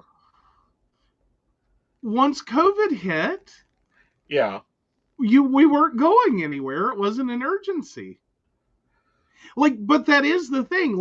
I will rush to get something back to a client that I know they're not going to touch for 6 months. Mm-hmm. I will. I truly will. Because, this is the service they expect. They send it in, they expect it back in a certain amount of time. Mm-hmm. Yeah, I'll play fast and loose with, no, I know when you're going to get to it next, and it ain't an emergency. Because by the time you touch it again, it's going to take like 3 days for it to download Windows updates. I ain't in a hurry. However, we both messed up. Okay. Oh, have a great night, Kathy. Have a great night. So go ahead and tell them what you spent big money on and why you spent big money. Oh, what, on the website thing? Yeah. Oh, God. Yeah, so I've had to spend a few bucks here recently. I don't think we messed up. We went as far as we could go with it. No, we messed up. What do you mean we messed up? Oh, I don't know. There's a site out there that says Hello World. Oh, that wasn't big money, though. We found it in the course of spending big money, though. Yeah, well, that's what I'm saying. To start at the beginning so they understand, and then take it through. All right. So somewhere in 2020, he decided to hoard domain names and create like many web-based projects. Somewhere between like 2019 and 2020. Right. And 2021. So we've been adding sites. A lot of sites. So many sites to my very nice web hosting account with our web host service provider, whom I generally love most of the time. Funny thing happened on the way to this. So I have an unlimited account. Now, lovely little tech knowledge there is unlimited like with AT&T or every other cell phone provider, doesn't mean unlimited. There's always a limit somewhere. somehow. And the way that my web hosting provider does this is I can store as many gigabytes, terabytes, whatever that I want to. But I can only do it within 200 and some thousand files. All right. So we've been adding sites, and that has been chipped away. And we got very uncomfortably close to the outer edge of maxing it out. More comfortable than I wanted, or more closer to that than I wanted to be. And so literally what we had to sit down and realize was that the sheer volume of sites that he has meant that I could move him to his own contract and fix the problem. It would actually make the most sense to move him and all of his stuff. So we pulled the trigger on that, and we've done that over the last 24 hours. So side note, if you've been on any of his sites and noticed any issues, they should be resolved. They were temporary while we were moving stuff around. But anywho, yeah, and the store is still down. Do what now? And the store is still down. That'll be back up Tuesday. Right, because as we moved some of this, it did, unfortunately, it's going to require some additional finessing to make it happy again.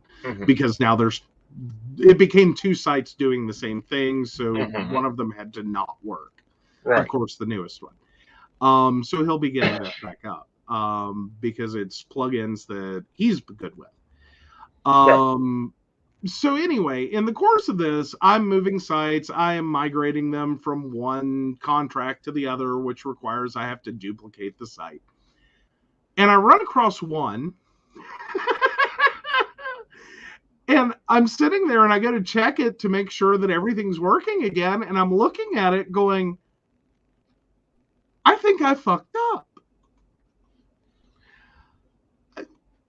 And then I start looking at it a little more closely, and I'm like, honey, did you forget you had a domain? And he's like, yep. So he's had a site since July, a domain and a whole ass site, and done nothing with it. It still says hello world, which is, when you install WordPress, what you get is a site that says hello world with your name on it. And that's what he has for a domain he really, really wanted. I did, and I have plans for it, and there's a project board for it, and there are things that'll go up on it. It was cute though. Like, you were so like, yeah. I forgot. Like, I haven't had time. But no, it was cute because I had a whole moment of, I was like, I think I broke it. Because I've moved all of these other sites, no problem. Everything's gone great, no problem. And then I get to this one and I'm sitting here looking at the site like, oh, what happened? I don't understand. And then I'm like, the last thing I heard from him on that is, just set me up a user and I'll set it up later. Right. One eternity later. It's cute. It's funny. I think it's hilarious. It's hilarious. It is like, oh my God, I actually still have that on the project board. What the hell? Yeah. But at the same time, I am like,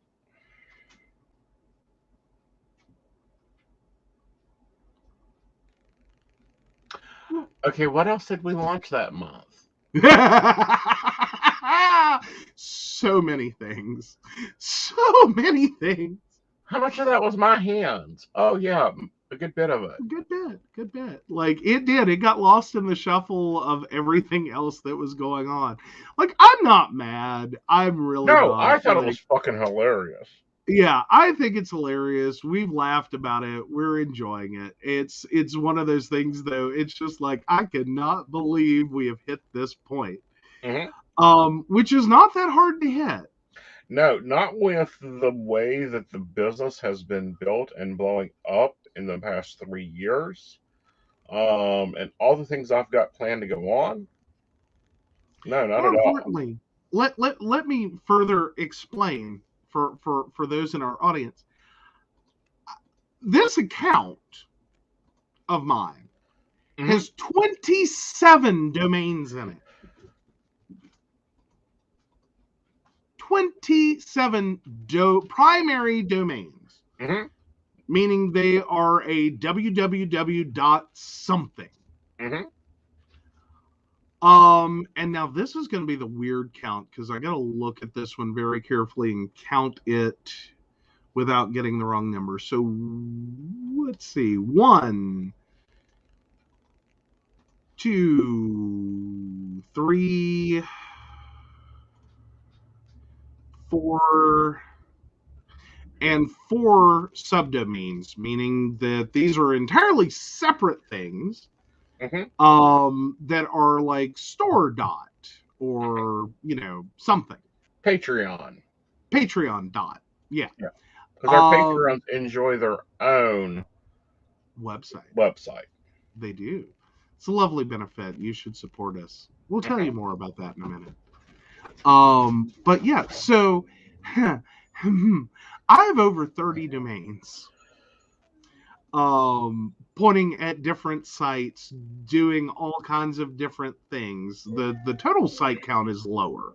Some of these point to, like, sometimes there's multiple domains pointing all at one site. Right.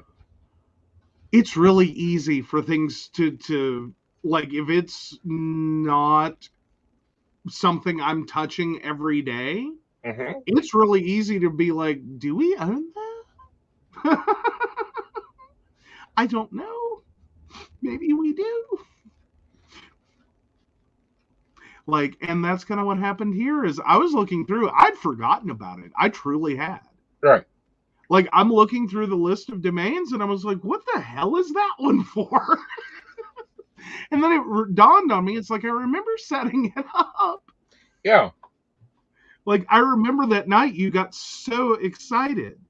Like, because here's the other thing, though. The benefits of being the mechanic's wife is he will randomly have an idea strike him, and he's like, go see if we can get this as a domain. Go see if we can get this as a domain. Right. Okay. No big deal. And like, all of a sudden we now own domain. Like, it's no big deal. I end up, one thing I do love, and we're not trying to have the I love my web host segment exactly, but one thing I do love is they run a lot of specials. So it can also become very cheap to amass a bunch of these. Right. Yeah. We spend a fair amount with them. We do, but at the same time, we use a lot of them. And, my project notebook has a lot of them in it. So, there will be a lot of stuff building up within the next week. Awesome. You will be able to plan a course with me to take any time this year. When I have them scheduled this year, you will have the ability to have everything where it needs to be at.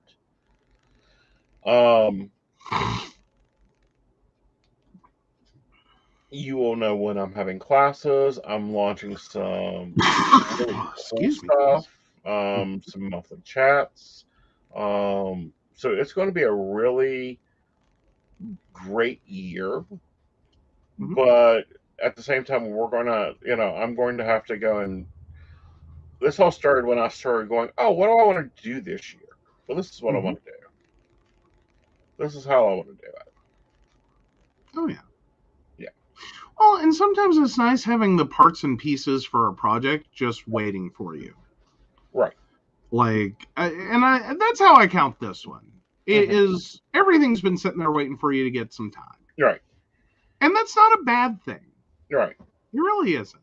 Right. I would rather see an empty site, unpromoted, not really doing anything yet Right. for a few months, a couple of years even.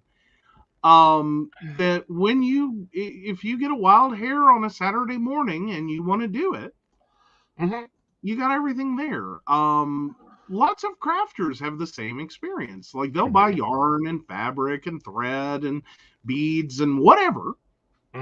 And woodworkers too. They'll buy a large quantity of inexpensive lumber and just put it on a shelf. Yeah. With the thought that one day they'll make a thing. Right. And I don't have a problem with that. Right. It's not a super expensive thing. It doesn't cost a lot of money. It's not really causing us any harm. Right. I'm cool with that. Well, I'm good you're cool with it because it's going to take a little work for me to do what I want to do. Do we know these sites?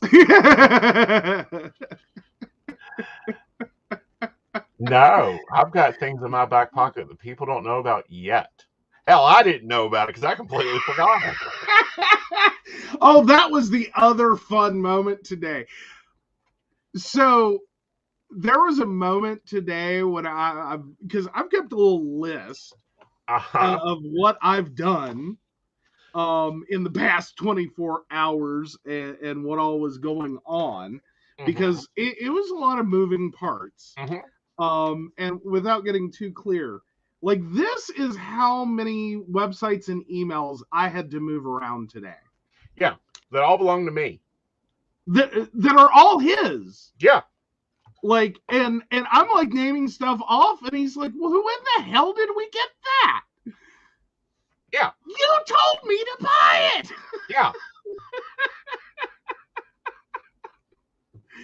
So, yeah. And then there's still one that, just for balance sake, we're leaving over on the original contract. It's funny. Because someone's a plug-in whore. Someone enjoys his plugins. Like, plugins came into his world, and it's like, ooh, I can do this. Okay, let's do that.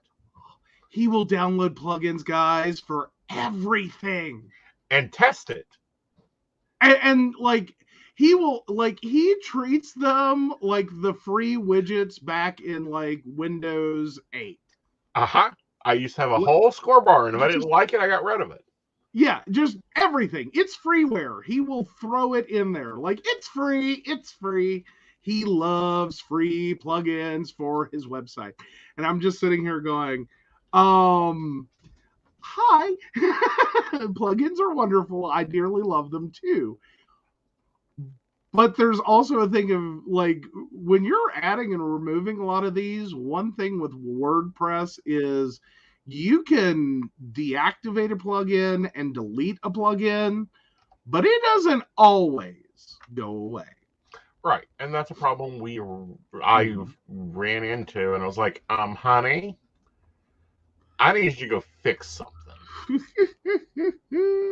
Yeah, that was actually how all this got started, is he was trying to, it had finally gotten to a point, he was trying to install a plugin, and it failed. Because there was nowhere to put it.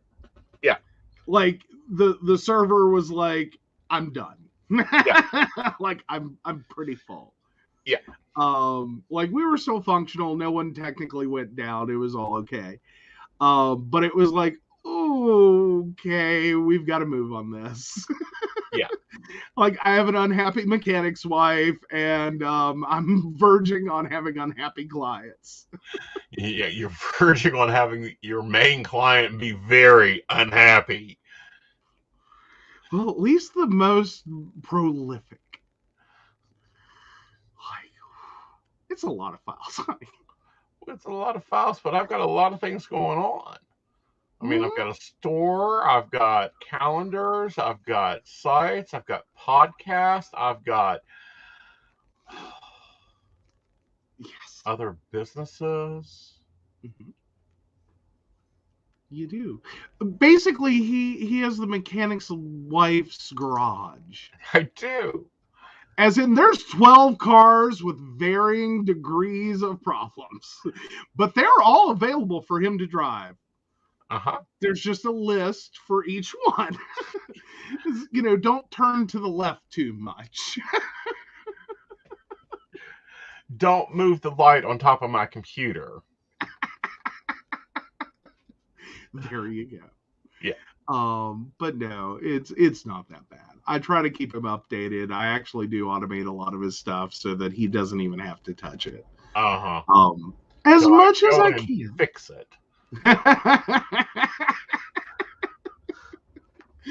Oh, I try to help. I know you do, honey, but it's something that's been kind of fun.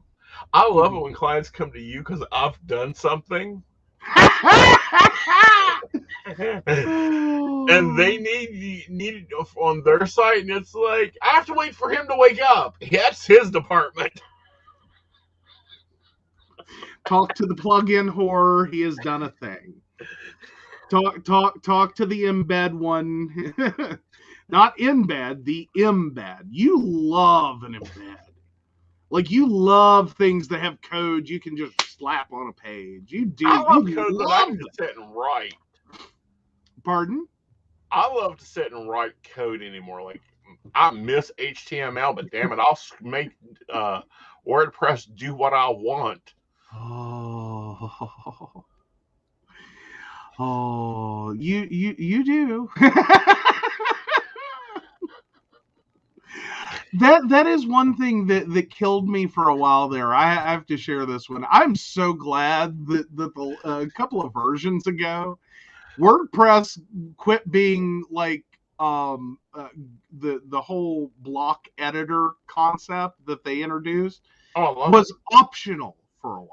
Yeah, it was optional. You didn't have to use it. A couple of versions ago, they said, "Oh no, this is no longer optional." Because what used to kill me is he opted out every flipping time because he got so much less control in the block editor concept over what he could do on the page. Block editor is really great because it does keep things fairly uniform and kind of limits you a little so that you can't do, as a friend of mine would have phrased it, you cannot put a Michigan bulb company on your page. Because some people with WordPress, and y'all have all seen it, they will create a website and they are using like different fonts and different colors and different sizes. And it's just like they threw everything out there. He doesn't do that. Like you play with stuff, but you don't go that far. Which is why I've let you continue with your classic editor. Even though every time I logged into one of his sites, I was like, God damn it. I have to sit here and be really effing careful. Because it is one of those things for me, it really improves my workflow to use the block editor. Because I don't have to be as careful. I can just slap shit on a page. And just go about my day because I know that through that editor interface, it's not gonna it's gonna make it as uniform and like standardized as it can. Regardless of anything I inadvertently do. You go to that old classic editor, I can code like a monkey. Ooh, you can make and it's a great thing, and you enjoy it, and you work really well with it. And you don't abuse it. You use it. You don't abuse it. For me, though, it messes me up because I have to slow down a little bit because it is easier with the older editor to do things you don't intend to do versus what the block editor does, which is it rips everything out of it. It doesn't care Right. that you copied it from, a Word document. It's Mhm. going to rip it out to plain text and be like, you go back and put in the bolds and the italics and everything. Mhm. Otherwise, we ripped And it the out for you. colors. And the colors and anything, all of that. You have to go back and put that in intentionally. Yeah. You can't just copy and paste it in. Well, see, I don't even copy and paste. I completely can sit there and write in code. But that's the difference, and this is a difference that people don't get. Mm-hmm. You have a lovely $50,000 degree back there. Yeah, well, that's what I owe in the student loans. It's a little more expensive than that. Okay. I didn't get that training. I got the old training of, well, let's see what the hell this does. Oh, I like that. Okay, so I just need to do ... again. Now, before I got the degree, Uh-huh. I had my GeoCities page with a dancing baby. I'll just admit to it. You can't find it anymore, but I'll admit to it. GeoCities. My first page that I ever wrote on was on Homestead. That may have technically been also. That may have been it, but I think it changed to GeoCities, didn't it? No. I thought it did. Maybe it was just GeoCities then. I don't know. I remember Homestead though. Mm-hmm. Homestead was Earthlink web host. Oh, that's why I remember that. That was actually, I did, but actually used ours, strangely enough, to keep a dam from being built. I published a protest site when I was in high school to keep them from building a dam. Okay. That was going to go into a community, and effectively what it was going to do was they were going to dam up this portion of river in, I believe, Mercer County, if I remember right. Yeah, Mercer County. And they were just going to flood out this whole area and just pay everyone to move. And it was a hot mess. They were going to put a lot of things underwater. That actually went on to be more important. Mm-hmm. So yeah, if any of y'all are familiar with the Lake Shawnee campground, there was a point in the 90s that would have been under many feet of water. Mm-hmm. There would have been a dam built, and it would have been completely submerged. They were gonna create a lake. Right. All right. So since we're in overtime, I thought I'm going to see if I can show this. Okay. Oh God, you found the baby Aeson website? I found the baby Aeson website. Oh, that makes me wonder.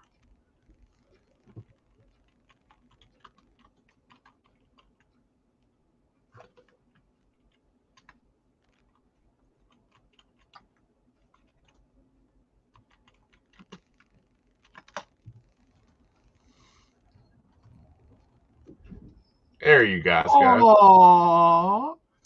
Aww. Aww, that's so pretty. It was an age, though, let me tell you. Like, that was, yeah. Oh my God, the call button still works. Yeah. In the way back machine, the call button still works. Yeah. Yeah. All right. But, that was not the first page you got to.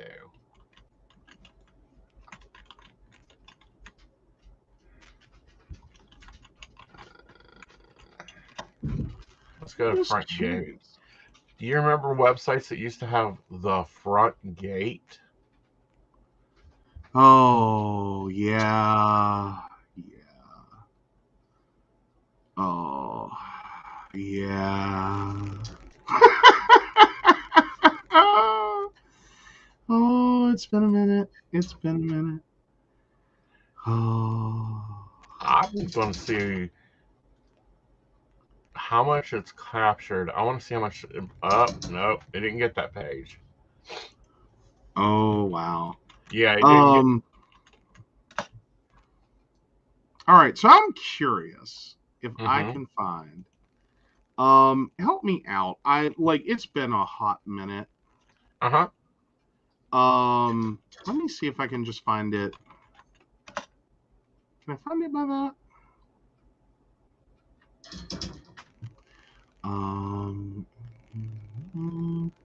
Because I remember my yield screen name. So it would be your yield screen name. Okay, so it was what? geocities.com. Oh. Mm-hmm. And then wasn't it / tilde? / your screen name. Oh, just the screen name. Yeah. Ooh, no, not for me. Let me make sure. Like, that's all old hand code, guys. I know you're probably not impressed. Like, looks like Witch Fox. Yes, it very much looked like the old Witch Fox. Oh. Oh gosh. I wonder. Oh, help me out. Sitlink.net and oh god, I'm trying to remember my screen name. It's been a hot minute. Oh. I think that's it. No. You sure it just wasn't Joseph Arrington? Mm-mm. Okay. No, I remember my screen names. Now that one I know. Oh, there we go. One of my my college sites. February 2005. Let's see what that one looks like. Do do do do. Like I actually have backups. Mm-hmm. Great, Joe's going MySpace. All right, so February 2005 was a bad snapshot. Let's see what we got from 04. Let's try December and see how we did on that one.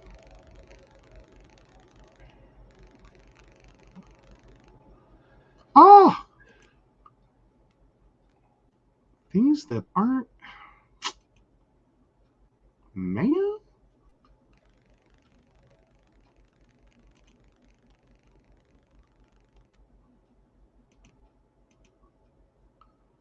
I was hoping.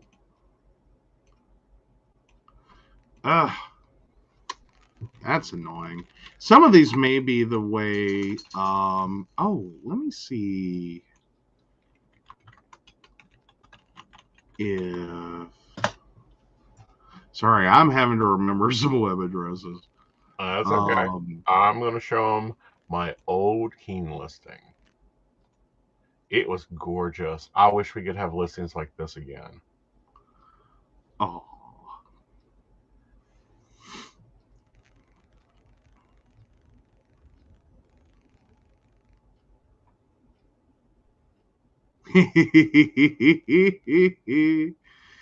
Oh, well, it did back up. Oh, it even has my little name on it. Oh. Well, share. You've got controls. Okay, one second. Let me get this off to the side so I can share it. Because sorry, I still got a bunch of tabs open. This is actually the student org that I worked with in college. There is an internet Wayback Machine backup of it. Let's see, Chrome tab, and there we go, and share. So yeah, ye old, But yeah, my little webmaster name down there. Oh, I wonder. I'm sure it's broken by now. There's no way that works. No, paging on it. No, of course it didn't. But yeah, like, oh, it's so cute. It is. Like, all our executive board listed online. We had our little meetings and events. And, we had a make a donation button still works. Oh, what? The make a donation button. Oh, God, that's been a hot minute. Oh, God, what was that? Is that a PayPal button? I don't know. No, it's not a PayPal button. That would have been a custom button. It's a PayPal button! Oh, my God. I forgot we had that. Like, we even had downloads. Like, I wonder if those still work. Like, oh, my God, does this work? It works! I created a little wallpaper way back when. Uh-huh. We were so cute. We were so cute. Oh, we even had a little contact form. It was so, yeah. Like, contact for what? Back in the days of listservs. We were still using listservs in 2000, what, 5? Yeah. Yeah. Yeah. Yeah, well, this was December of 2004. Like, this was like Matthew Shepard and like because that's seriously what's right here in the image you can't see. But yeah, no, like, this is how far back we've gone. Yeah. Oh, but no, this was one of the sites I created. Now I do want to go way back on it and see. Like, I started working on this site. This was a previous iteration. I did this one, I believe, as well. Let me double check. Yep, mail to me. This was one of the earlier iterations of it. And we had our little events calendar. Oh, that's broken. Of course it is. Like, we had all kinds of little stuff. We were so cute. Oh, we had a little website poll. And this one was, are you looking forward to coming back after the break? Because this is from November 2002. All the way back when. Yeah. Oh. Anyway, but as you see, his is a very subdued design style. Yeah, I like to go very, like, let the content be the focus. See, for me, I would have already pride colored that menu. Oh, yeah, you would have got... Well, like, we have a pretty little logo. No. Home would be, like, red. Search would be orange. While you're there, see if you can snap and drag that picture down. Well, here's what I actually have to do. Oh, you mean this picture? Yes. I have that saved. Hell, okay. I have that printed. I know you have it printed, but it needs to be updated because it's not on the right paper. Here, let me remove our overlay for a second. Like, I designed this, and let me tell you, this little UNCG Pride logo, as simple as it is was a bitch to work with in print. Like, that yellow for the I and the green for the D, like, they did not... that was my first learning curve. And some things do not translate well to print. Yeah, greens but it would have been great as a color for resources and discounts or documents. Oh yeah, we've got documents. Like, we actually were doing really good back then. Yeah, but what I'm saying is, I would have, like, prided this out. The background would be the school color. Oh, sweet Mary, Mother of God, it's still here. The Constitution of UNCG Pride that actually put me in the hospital.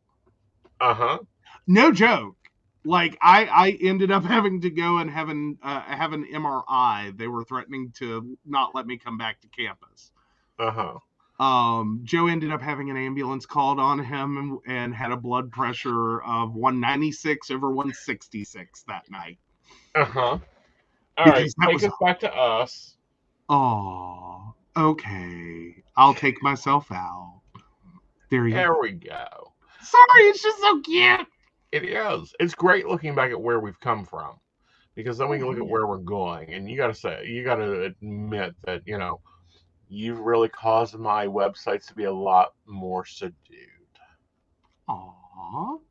I'm sorry you feel like you're more subdued. Well, it's just the nature of the beast.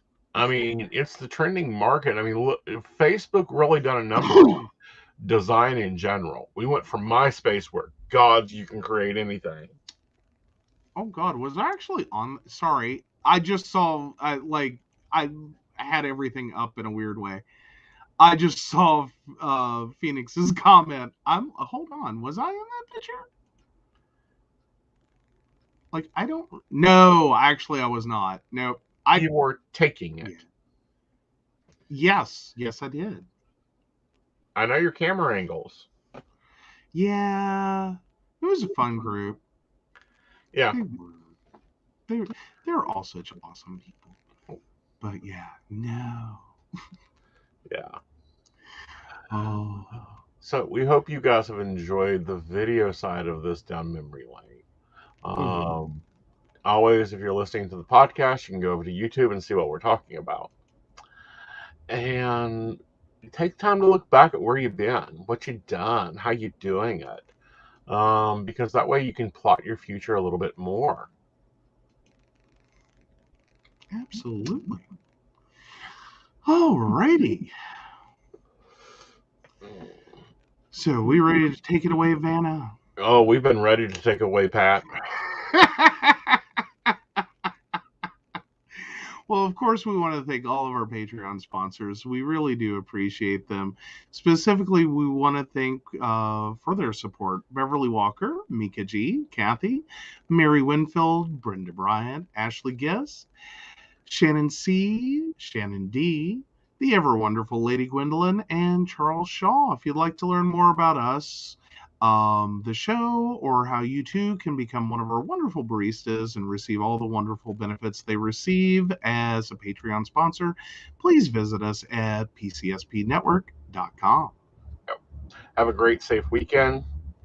Wear your mask again. Wash your hands a lot. Omicron is not fucking around. And we'll see you after the holiday. Yep. Good night, y'all. Don't forget, banks are closed on Monday. Yes, banks are closed on Monday. It's one of those weird holidays. Yes. Yep. So, good night, y'all. Good night. This is the calm before the storm. You know what's coming, so be warned. You can't stop.